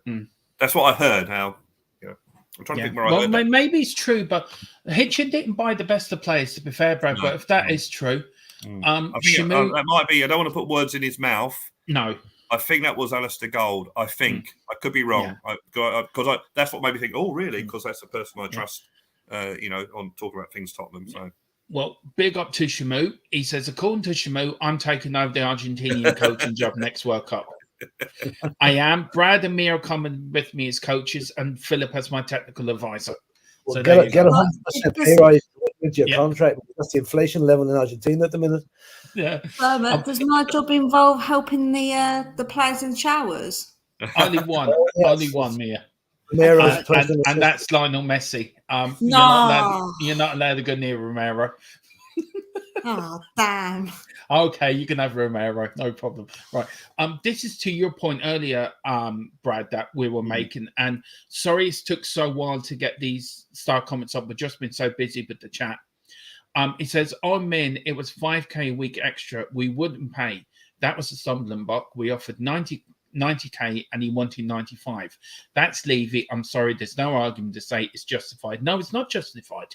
Look, we could have had Jack Grealish if we paid that little bit more. We could have had Jack Grealish, you mean? Jack Grealish, yeah, traitor. That traitorous son of a gun. I won't go no further than that. Jack Grealish, sorry, you have Bruno Fernandes. He could have been Philip's favourite player. He could have been at Spurs if we actually spent that bit more money.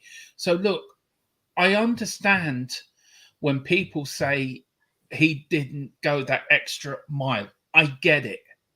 I really get it. And look, nobody's more frustrated than me that we couldn't go that extra mile. But on the other side, you've got to balance it out. And you look at Grealish now, is he worth 100 million? No, he's not 100 million. Maybe 70, 80 million, but not 100 million. So, but again, it is Levy not going that extra mile. And I think that's been the story of his tenure, that little bit more. It's frustrating.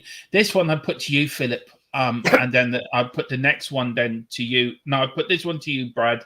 Next one to you, Philip, and then one on to you, Mia. El Tau took over Brad after Peter Treves and David Pleat and cleared away quality like players like Mickey Hazard, who we've had on the channel, Paul Miller, Mark Falco, Graham Roberts, Richard Goff, Glenn Hoddle, Ray Clements had to retire. Glenn Hoddle went to Monaco under David Pleat. Graham Roberts left because when David Pleat took over, he wouldn't let him back into the dressing room. Wouldn't let him back in the changing room. Ray Clements, I think, retired under Peter Shreves. I'm not No, sure. he retired under Deabte because he played in the '87 Cup final. I don't know what happened with Paul Miller. Mickey Hazard left under Peter Shreves, told him he was no longer wanted. He came back later on, but he was that was stupid. Paul Miller and Mark Falco. Did they leave under Shreves? I think they must have done. Do you get it, guys? That look, managers have also got to take some of the blame here, either previous ownerships, but really under this ownership, really the blame has to lay with Levy. Yeah, I mean, as we said before, you can't 100% blame ENIC and Levy. You know, managers do have to take part of the blame. You know, the argument about playing Kane in the Champions League final, this sort of thing. But at the end of the day, the chairman, the club, the owners are there to try and make things as easy as possible for that manager, to try and back that manager. So if that manager wants a player like Bruno Fernandes, Bruno Fernandes was the Eriksen replacement. We still haven't, all right, you can argue Conte doesn't play the same system. We still haven't replaced Eriksen. No. Bruno Fernandes was there as the Eriksen replacement, but they wouldn't pay the extra £5 million. Mane was a terrific player for Liverpool. We won't pay the extra £5,000 a week. You know, this is the thing. This is the whole thing. Yes, you can blame managers. Yes, you can blame scouting staff and that sort of thing. But at the end of the day, if you're reneging on deals or you're not paying extra money for these players that managers want, then that's where you start blaming your owners, whoever they may be. Yeah, and I meant Jack Grealish, not Jack Wilshere. I don't know why I said Jack Wilshere. I do not know why it came out of my lips. I just Freudian slip there. Yeah, it was Freudian slip. Yeah. Oh dear. A few people in the chat have caught up to us. Carl Simpson, where is it here? Carl Simpson said, You've now got 500 subscribers, Dermot, is it? Yeah, and they all Jack Wilshere fans. Oh, the Jesus. Oh, yeah, they're all coming live from the hospitals that he always turns up at. Yeah, that's very true. David Clark makes a good point. He says Spurs didn't sign the first 100,000 player because Jimmy Greaves was bought for 99. Yeah, I know that, David. I did make the point, but for £1, but it's for one. Yeah. Did you hear the story? Did you hear? I don't know. Do you know the story how Bill Nick got on Philip? How he got on from AC Milan. He wasn't getting on with the manager at AC Milan. Yeah, but the story was Bill Nick was over there. And the manager said, no deal. He wasn't going to sell him to Tottenham. And Bill Nick said, look, if I can find him, will you let me do a deal? And he said, yes, but you have to find him. So Bill Nick was going all the way around Milan trying to find Jimmy Greaves. And he found him. And he said, do you want to come home, Jimmy? He said, yeah, I do, Bill. I don't like it here. And that's how the deal was done. He actually left with Bill Nixon that day and back to Tottenham. So that's how actually Bill Nick got to buy Jimmy Greaves. I have to put a plug in for Jimmy Greaves' autobiography. It's a brilliant read. It really is. When I was reading it many years ago, I think Bilderson knocked on the door where they lived and his wife answered it. And when I read that in the book, I'm going, yes, I guess so. You know, it's like... That's so great. We've got Wembley one put in here. He said, hang on, let me get there. The football club is clearly not at the top of the pyramid. I think this was for you, Mir. The football club is clearly not at the top of the pyramid. At least Ivan Scholar was interested in us winning. Philip, do you want to answer that? And then you, Mir, sorry. Yeah, if you've got so many companies, you know, because you give the same, which companies does he give the most attention to? Or does he give attention to any of them? Scholar tried, and we did win 3 trophies under Scholar. So you have to say that, yes, he did try. But it's just he didn't have the financial clout to keep it going, and that's where we got into trouble. So, yeah. Yeah. Yes, he's right.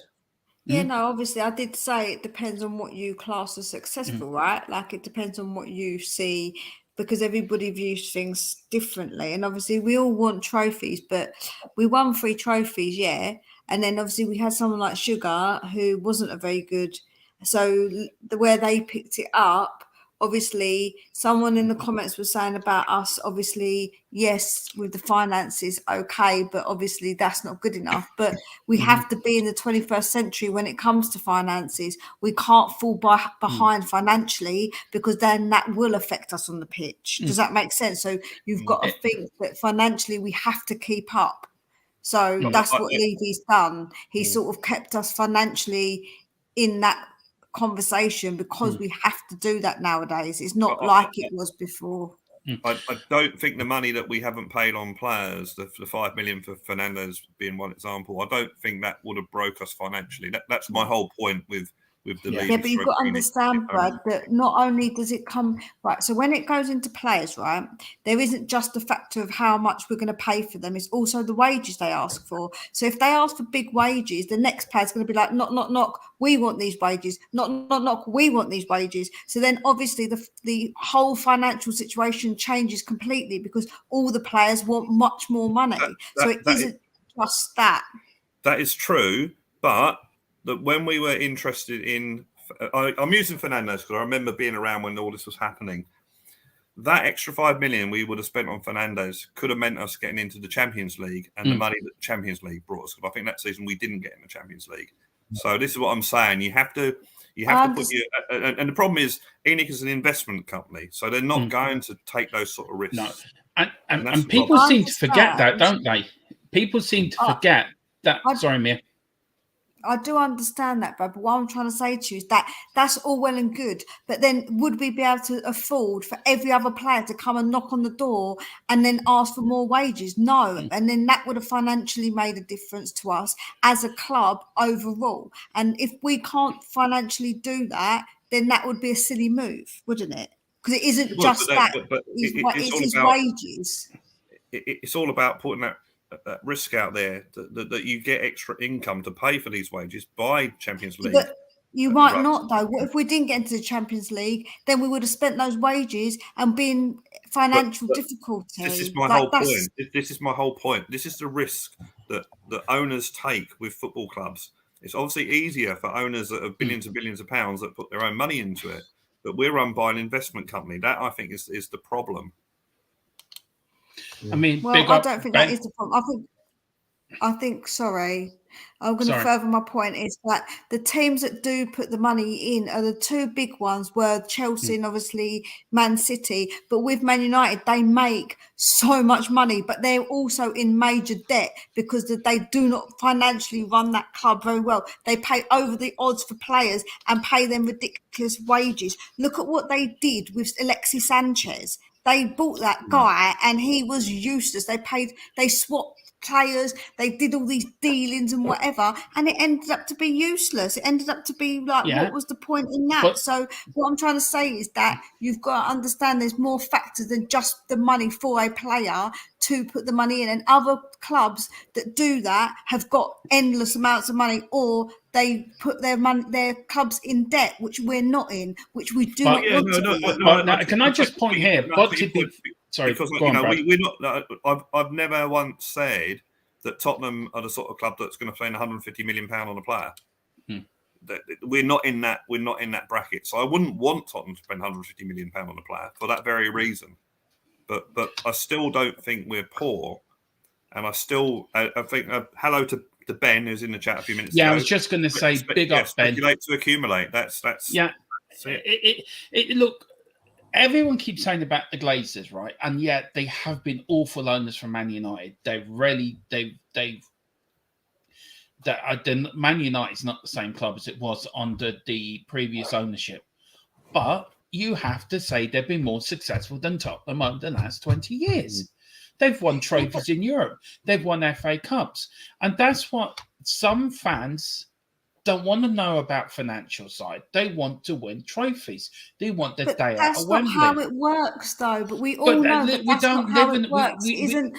We have to factor in the financial side of it, because that's not how it works. Yeah, but Mia, if you look at some sort of, if you take, for example, some football fans do not care about finances at the club. They want to see their club win trophies. Now, it's very easy just to say we can't spend money because of X, Y, and Z. But if you look at Manchester United, you look at Liverpool, you look at Man City, you look at Chelsea.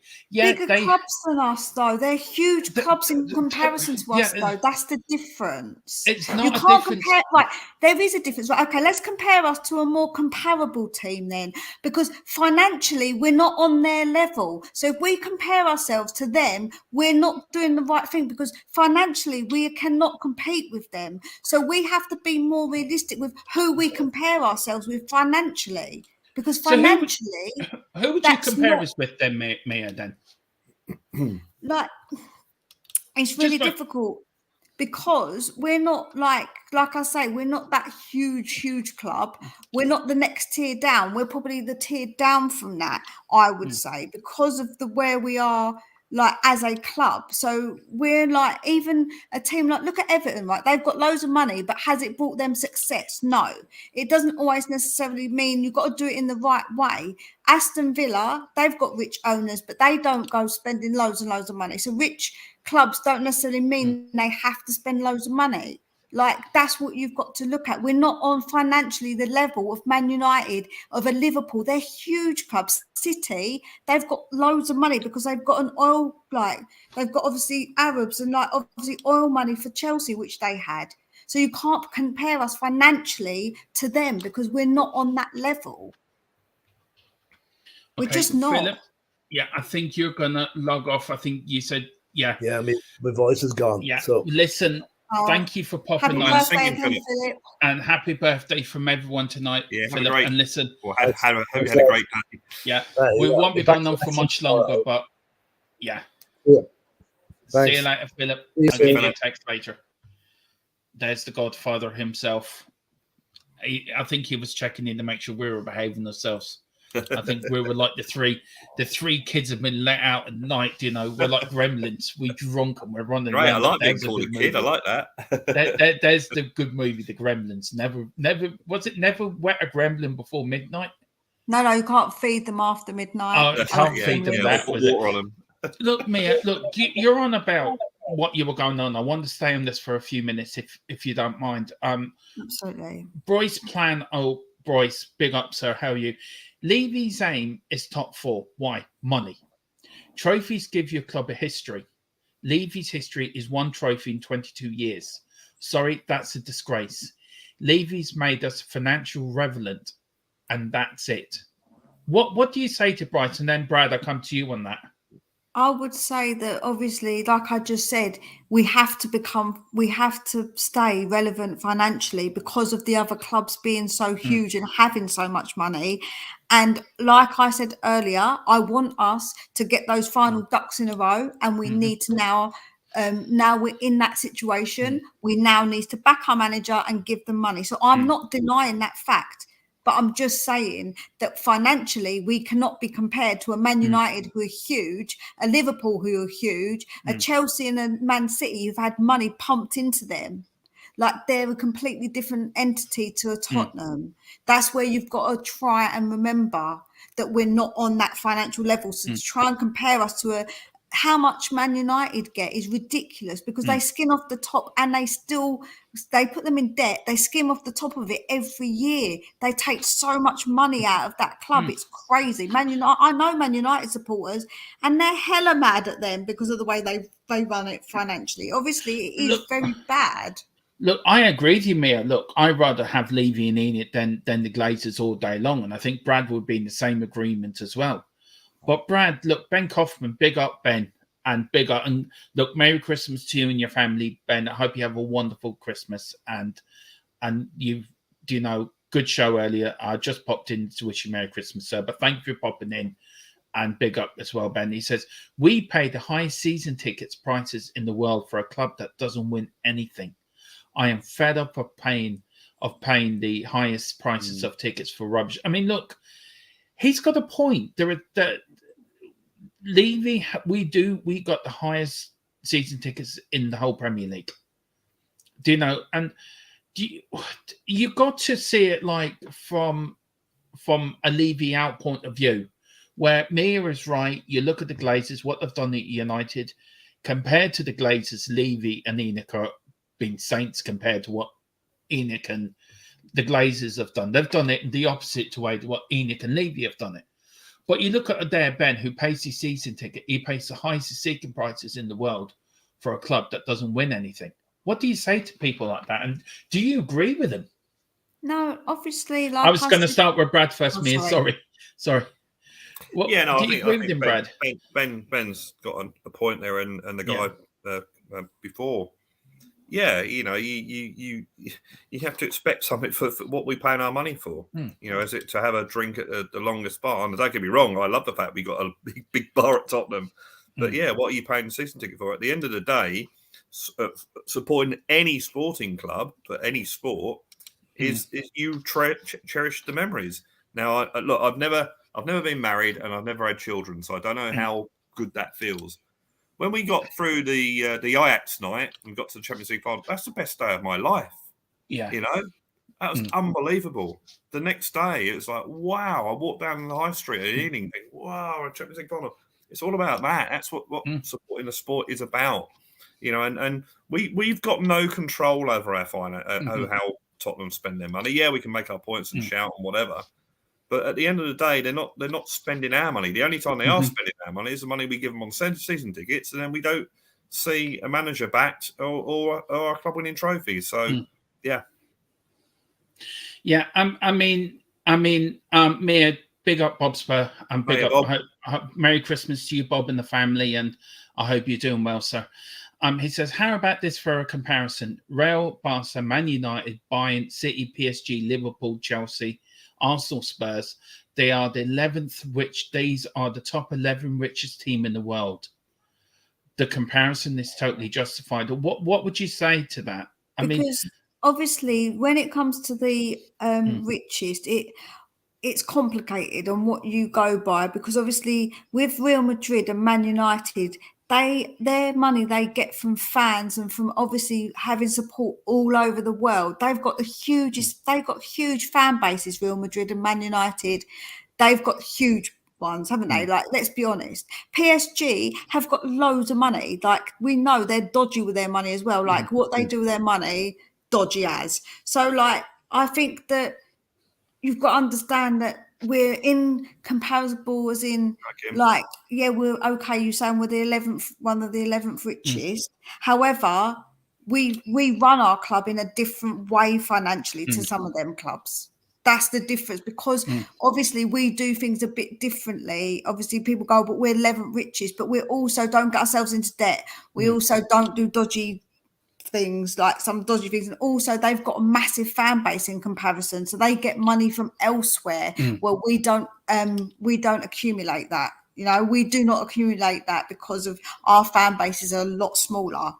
If you look how many Man United fans there are, it's ridiculous how many fans there are of Man United. Yeah, I mean, Ben puts here a good point, and I looked at this earlier and I wasn't sure to put it in or not, but I'm glad Ben's brought it up. Most expensive Man United season ticket is 950 quid. The highest Tottenham season ticket is 2,025 quid. I mean, that's some change. And if you look at what we've been watching before the World Cup, I think the players weren't given 100% because the World Cup was coming. They didn't want to get injured. And I think all teams were like that up and down the Premier League that were going to be in the World Cup. But, do you know, as a horrendous season ticket to pay, that's a lot of money. Because most Man United supporters would be upset they even pay that much, considering what they're seeing as well. And they've got rats eating at their feet in the stadium. There's rats eating their stadium out. There's rats at their stadium. I know Man United supporters. They've got leaks in the roof. So if they pay £950, more for them, because they're getting eaten by rats and leaked on. Bob Spur put a question. I'll put this one to you, Brad, and then to you, Mia. Do we act like the 11th richest team in the world? Simple question, simple answer. Even the likes of Juventus, Inter, and the Aklo Madrid below us have embarrassed us. No justification at all. Do you agree with Bob when he says we need to act like the 11th? You can't deny that Juventus, Inter, and Atletico have been winning things these last few years. I think when that list of 11 teams, No, we can't compete financially with PSG, City, probably Chelsea. But I don't see there's much difference between Tottenham, Liverpool, and Arsenal in riches. So we look at Liverpool, what they've done. They spent £75 million on a defender and probably the same on the goalkeeper, and they went on that amazing run where they won things. This is my whole point. You've got to, as Ben said, speculate to accumulate. You've got to put the money in when it's needed, for the right players, and go from there. And we haven't done that. So it's like going to Las Vegas or going to the craps table. It's the roll of a dice, isn't it? When you pay your money out for your big players, you're going for it. You're going to spend out, say, 200 or 250 million. You get the players in. You got Conte. You got the players. I'm going to roll the dice. Now, you could roll a double 3 or a double 6, and win loads. Or you could roll a 2 and a 1 and win nothing. Yeah, but I know. If I pay money, I haven't got this money. Yeah. If I pay £1,000 for a proper Gibson Les Paul guitar, as opposed to £150 for, I don't know, name any brand, I know I'm going to get more value out of my £1,000 Gibson guitar. It's going to last longer. It's going to sound better, be easier to play. So this is it. This gets back to my original point where we've gone for cut price players rather than paying the extra bit of money for the decent players that would have got us places. That is actually true, yeah, Brad. Big up Kim as well. Big up. I hope you're doing all right. And Merry Christmas to you and Bob Spur. Merry Christmas, Kim and Bob, and your family as well. And I hope you all have a wonderful time. So Merry Christmas and thanks for popping in, Kim. We've got Carl here saying it shouldn't be an issue. Spend the money on the squad and go for it. That's what we all want. Exactly. Can I just make a point that what Brad just said? You might have bought the guitar that was more expensive, but it doesn't guarantee that you're going to sell the records, right? Like my point is that taking that risk financially for a team like Spurs, the way that we obviously do things, isn't the same as a Man United who have got a ridiculous amount more money, that they can take those risks and think, oh well, never mind, it don't matter if it didn't work out. Like that is the problem, where people kind of misjudge that when you think, oh, okay, but if it was your money, Brad, and you had to put money into a business and you might lose £1 million, would you do it if you knew that you could lose that million? Would you personally do that? That's the problem, isn't it? You have to put it on a level. Now, if I spend talking about the guitars and whether it won't guarantee that you're going to be able to play them or not, but I bet there are many people that have got a really cheap guitar and thought, I'm going to learn this, and because it's a cheap guitar and it's really difficult to play, they just throw it away and that's it. They give up. Whereas if you've got a decent guitar, you're more likely to keep playing and keep trying. As for that's what gets me. When you've got billions and billions of pounds, the money that we could have lost by speculating is not going to be the be all and end all of our club. It's as simple as that. It's as I say, the 5 million extra on Bruno Fernandes. That's not going. If it doesn't work out, that's not going to be at the end of Tottenham Hotspur Football Club.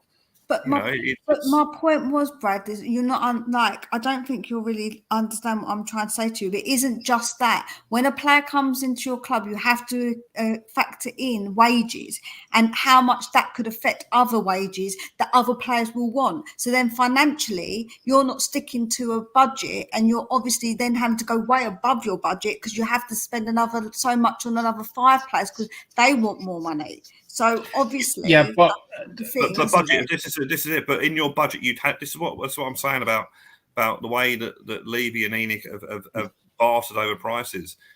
I've always said that if they're honest with Conte and Pochettino, this is your money. This is what you got to spend on players, wages, whatever. Now I'm stepping back. You do whatever you want. So if you want to spend 90 million on a player of your 150 million pound, well then that's up to them. That's up to them to do that. It's on the playing side. I put in my budget. In my budget, I've got a certain amount of money that put away for my Spurs season ticket. Now I've allowed for it being a lot more than what they'll probably charge me. So it's all about this. And when they budget for players, they don't go and say, "Oh, I'm going to spend 100 million on that player." Oh, where have we got the money? They know what money they've got, but it's just the fact that they don't seem to give the managers that power to buy who they want or spend the money how they want. That's what I'm saying. Yeah, I just want to finish up on this last question now. I would want to say big up to Bob makes it Spence for more. Yeah, look, we bought Jack Spence. He had a really good game against Motherwell. Did he play last night, Brad and Mir, against Nice? I think Bob means space for one more on the show. Space. No, I'm just about to finish, Bob. Just about to finish. If he said to me earlier, Spence didn't play last night, but apparently he's ill. So no, I'm just about to finish. But next time, I'd love to have you on, Bob. Next time, get in touch with me, man, and we'll sort something out. But big up, Bob Spurt and Kim. Nick, big up. He says it only affects Harry Kane and Hugo, no one else. And then I hope he says something about he's not been feeling well, but I hope you're feeling better, Nick. Anyway, look, last question before we end off. After the Qatar World Cup, there are talks of Arab consortiums buying more Premiership clubs. Would an Arab owners suit Spurs? I'll start with you, Mia. Would Arab owners suit us? I mean, people would say it would suit us, but would I be happy with that? No, I wouldn't. I wouldn't be happy with that because I don't think it necessarily means what people think it means either, because it doesn't mean necessarily they're going to chuck tons and tons of money at the club at all, because they might be buying it to be and have some sort of investment too. And if it's run well, they might be like, well, we want to run it how it was because we can still make money from it and have money or whatever. So it doesn't necessarily mean what you think it means. And morally, I wouldn't be happy with that. No. Just quick up to Nick. Dyslexia is a bitch sometimes. It really is. So that I read that wrong. It's my dyslexia. So it is a bitch sometimes. And Spence Brazil. And he's also put here about Arabs owners. He said, Nick said, Arabs will buy more teams in the Prem. If you can't beat them, join them or be left behind. Brad, look, if the Arabs come knocking on the door, say Mr. Levy and Mr. Lewis were prepared to meet your valuation of Tottenham Hotspur, would you be happy with owners like have Man City and PSG who are in debt? Someone said in the debt in the chat, they're in debt up to 700 million. Would you be happy with Arab owners at the club giving Conte the money he needs to buy the players he wants? Okay, well, I'm probably not the best person to ask as regards to the fact that North London is quite a Jewish area and Tottenham have got a lot of connections in that sort of area. So I'm not the right person to answer the question on that grounds. Yeah. As far as the moral thing with your Saudis and that, yes, I would be very. At the end of the day, I'm a human being, and I have normal emotions, and I'm a flawed person. I'm not I'm not perfect. So yes, I would certainly be. Oh, that's bad. That's not really happy with that sort of thing. But I'll tell you what, if we got an Arab owner. And we win the league next season, I'll be out in the streets jumping around. So it's one of those really strange ones. But no, I know that in the back of my mind it'll be. Well, I'm not really too happy about that, to be fair. So I would. Yeah, I don't think that an Arab owner would suit someone with money. An Arab owner would suit Spurs, but there are lots of rich people out there that aren't Arabs. Yeah. So that's true. That's true. Yeah. Well, look. Nick, the email address is on the YouTube channel. But if you get in touch with Dave or Jack, Dave will give you my email address. Dave will give you my number. So get in touch and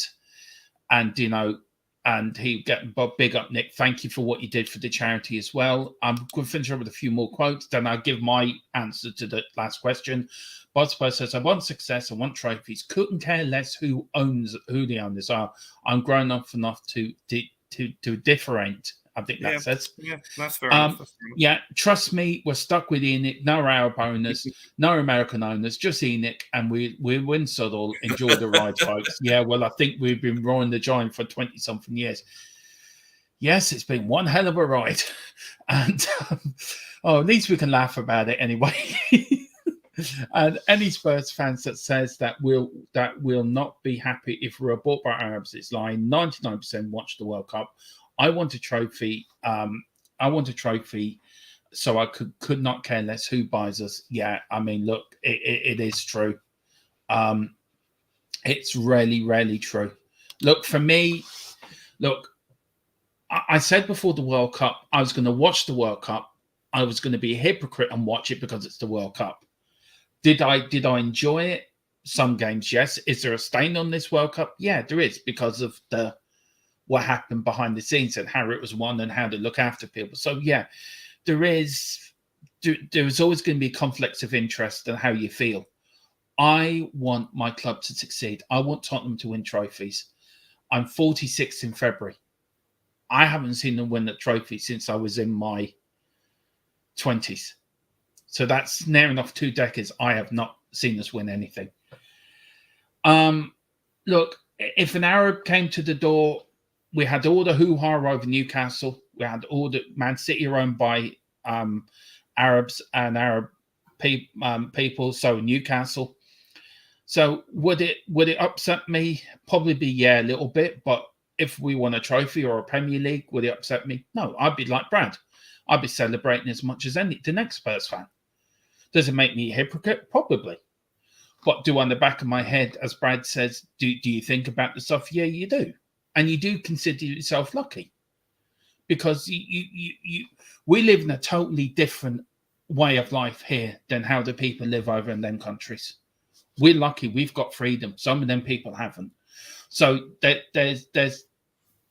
pros and cons to this. Will it happen? I don't think it ever will. I think if anyone does buy us, I think it'll probably be American owners that buy us. But we'll have to wait and see. Look, I just want a few more people in the chat. Big up Bobby K. Merry Christmas to you and your family. Hey, big up John Fitzpatrick, my Irish brother. Big up, sir. And Greg Spurs as well. Just say no to Poch back. Keep Conte. Let's go for trophies. And I think that's a great way to end the show. Listen, thank you so much for everyone for tuning in. We've had a really bomber show. Thank you to Sean for the €20 super chat. Thank you to Mia for the €5 super chat as well. Very, very grateful. But thank you for everyone who's put the comments in. We've had a really good show. But thank you also to Mia and Brad for coming on.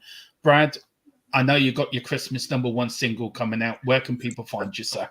Okay, if you look at for Blue Sofa Songs on YouTube, you'll find my channel. There's currently a Christmas song out called Just Another Christmas Song, and it's currently on 188 views. So it'd be really, really nice if I could get 200 views by Christmas Day. So go and have a look, and obviously crack a like, subscribe, all that sort of stuff. Yeah, it's just a look at Christmas, and it's nothing controversial or in the song at all. It's just how I look at Christmas compared to maybe how other people look at Christmas. So it's just a bit of fun at the end of the day, and you get to see the treat of me miming to my own song. So there you go. Yeah, next thing he will be doing duetting with Bruce Springsteen and Chuck Berry on stage next year. I'm singing. Brad will be in the middle of doing. I want to play the Tottenham Hotspur Stadium. That's one of my dreams, to come out in my Spurs shirt. I promise. Yeah. If ever I play the Tottenham, I will come out in my Spurs shirt. There's something on YouTube. It's Chuck Berry playing with Bruce Springsteen. I've seen it. It's brilliant. Yeah, it's really good. 95 that was. It's good. Mia, thank you so much for coming on. It was a bit late notice for you, bless you, but you came on. You're a trooper. Really enjoyed your company. Look, where can people find you? You've got a new channel starting, Spurs Between the Lines. What's it about, and what can people hope to find on your channel? Well, obviously it's a brand new channel, so bear with me, guys. It's going to be a bit of a rocky road to start with. Basically, I'll be giving my take on games, news, anything that comes out. I'll be obviously commenting on it. Obviously, it's all my opinions. So if you want to hear my opinions, obviously, sometimes they're a bit controversial, I suppose. I'm very straight up, straightforward kind of person. I'm also quite reasonable, I would say. Like, I'm happy to listen to other people's opinions. It doesn't matter to me. I always want to hear people's opinions, and honestly, I will discuss it with you and never get. It's never anything personal when I discuss anything like that with you. So yeah, I'm just like somebody who likes to actually have conversations with people. I think it's really important that we actually do have these conversations and listen to other people's opinions and other sides of the story, because I think that it gives us a better way, maybe, of being able to broaden our horizons and what we think sometimes, because we can get stuck in our own little bubble. So it's nice to always have that a bit of speaking to each other and discussing it. So yes, I'll be doing a lot of that, a lot more talking on my channel. So if you would be so kind to give it a like, a subscribe, and the videos on there a like and comment, I'll be so grateful, because again, algorithms, it helps. So, and if any of you really, really like me, put one of the videos on loop all day, all night. That would really help out with the hours. There you I'm go. already trying to bribe my nephews, my kids, my brother. Please just put it on loop. Just put it on. Just keep it on so you get me the hours. There you go. Mia's trying to bribe our family. I don't know what she's bribing them with. I have a feeling that YouTube would probably have something cop onto that. Yeah, I think they would. Yeah. But look, I don't think we've come to an agreement as Levy changed or not, to be fair. I don't think we ever will. Look, I've said it before and I said it again. I'm not Levy in, but I'm not Levy out. I'm giving it as long as Conte is there, I will be in the middle. Once Conte goes, then I will change my mind. But I'm giving it. It doesn't mean I am happy with the situation. I am not. But as long as Conte is there, I will stay in the middle. I think that's fair. Look, everyone's entitled to their opinion. We've had Levy out. We've had Levy people want ENIC out. We've had the opposite from me and some of the conversations we've had, Brad. It's been a good discussion. Listen, thank you to everyone who's come in tonight, who's contributed to tonight's show, and also contribute to us getting to 1,000 subs. It means a hell of a lot to me. It means a hell of a lot to Ellie and to Philip as well, who work behind us and the send. And Mike and Nick asking me, how's the splinters? Yeah, quite all right, actually. I pick a few out each day, but you know, get a bit of cream on them and the arse heals quite well. So there you go. So all good. At least you're not getting like all offensive about it. All good. I move to the left, to the right of the fence a bit, because if you're sitting on one bit of the fence all day long, it gets a bit boring. So you have to move a bit to the left and a bit to the right. So there's a famous quote on Bad News, which is a fictitious band. He says, "Well, I don't like to sit on the fence. I want to burn the fence down." Yeah, well, if Conte leaves, I will be burning the fence down, to be fair. But just at the moment, I quite like my fence. Right, under the point. When you're back, we are back on tomorrow. We're back tomorrow at some point. We're going to do a preview to the Brentford game away. We've got the two mammies on for Advocates for Autism as well to discuss that, just to say thank you for what we did, and just a little bit of an update what's happening with our charity. And then we're not on Christmas Day or St. Stephen's Day, but we are back after that with a post-match show. Bob Spur's been in a coma. Jesus, that's a year now. Wow, gee, that's been a year. I'll tell you, that is about it sometime. Yeah. But no, I want to say one thing. That's actually a year on now, and how quickly that year's gone from now to here. So, look, big up to Bob Spur, and also big up to the NHS in England, and also the HSC, the hospitals over here in Ireland, the nurses and doctors who work over here, work in, horrendous. They're not getting paid enough for what they do. And I know Bob says about the NHS over here. I'll say about the nurses and doctors over here. They don't get paid enough for the work they do. No, support the nurses, support the ambulance drivers. Yeah, and also, So look, I see a lot what's happening over there in England at the moment. There's a lot of strikes and a lot of everything over there. So look, big up to all the ambulance workers and all the workers over there, and big up to the nurses and doctors here in Ireland as well, because they do a wonderful job. And we've got, I think, a virus infection going around at the moment. So hospitals are packed, people and trolleys and everything. You could do a whole show about the health system here in Ireland and probably in England too. Do you know what? Right? Everyone says about the ambulances, but one come to my dad's today very quickly. So big up to them, because my dad's someone who's a priority person, and he called the ambulance and they did turn up actually quite in a very good time. So Nick says, "You be off the fence. You be off that fence soon. Conte will be gone soon." Yeah, well, I hope so. It's going to be boring sitting on this fence, but never mind. It's all good in all the world. Anyway, look, if we don't see each other, Merry Christmas. Have a wonderful time with your families. Look after each other. Brad, thank you so much for coming on. My pleasure. Mia, thank you for having me. Pleasure always. Philip, thank you for coming on earlier. Look, we have made no difference. Has Levy changed? We can't even make up our minds. But hit that like button, hit the subscription button on the way out, and leave your comments below and let us know what you think. But as always, in Conte we trust. Come on, you Spurs.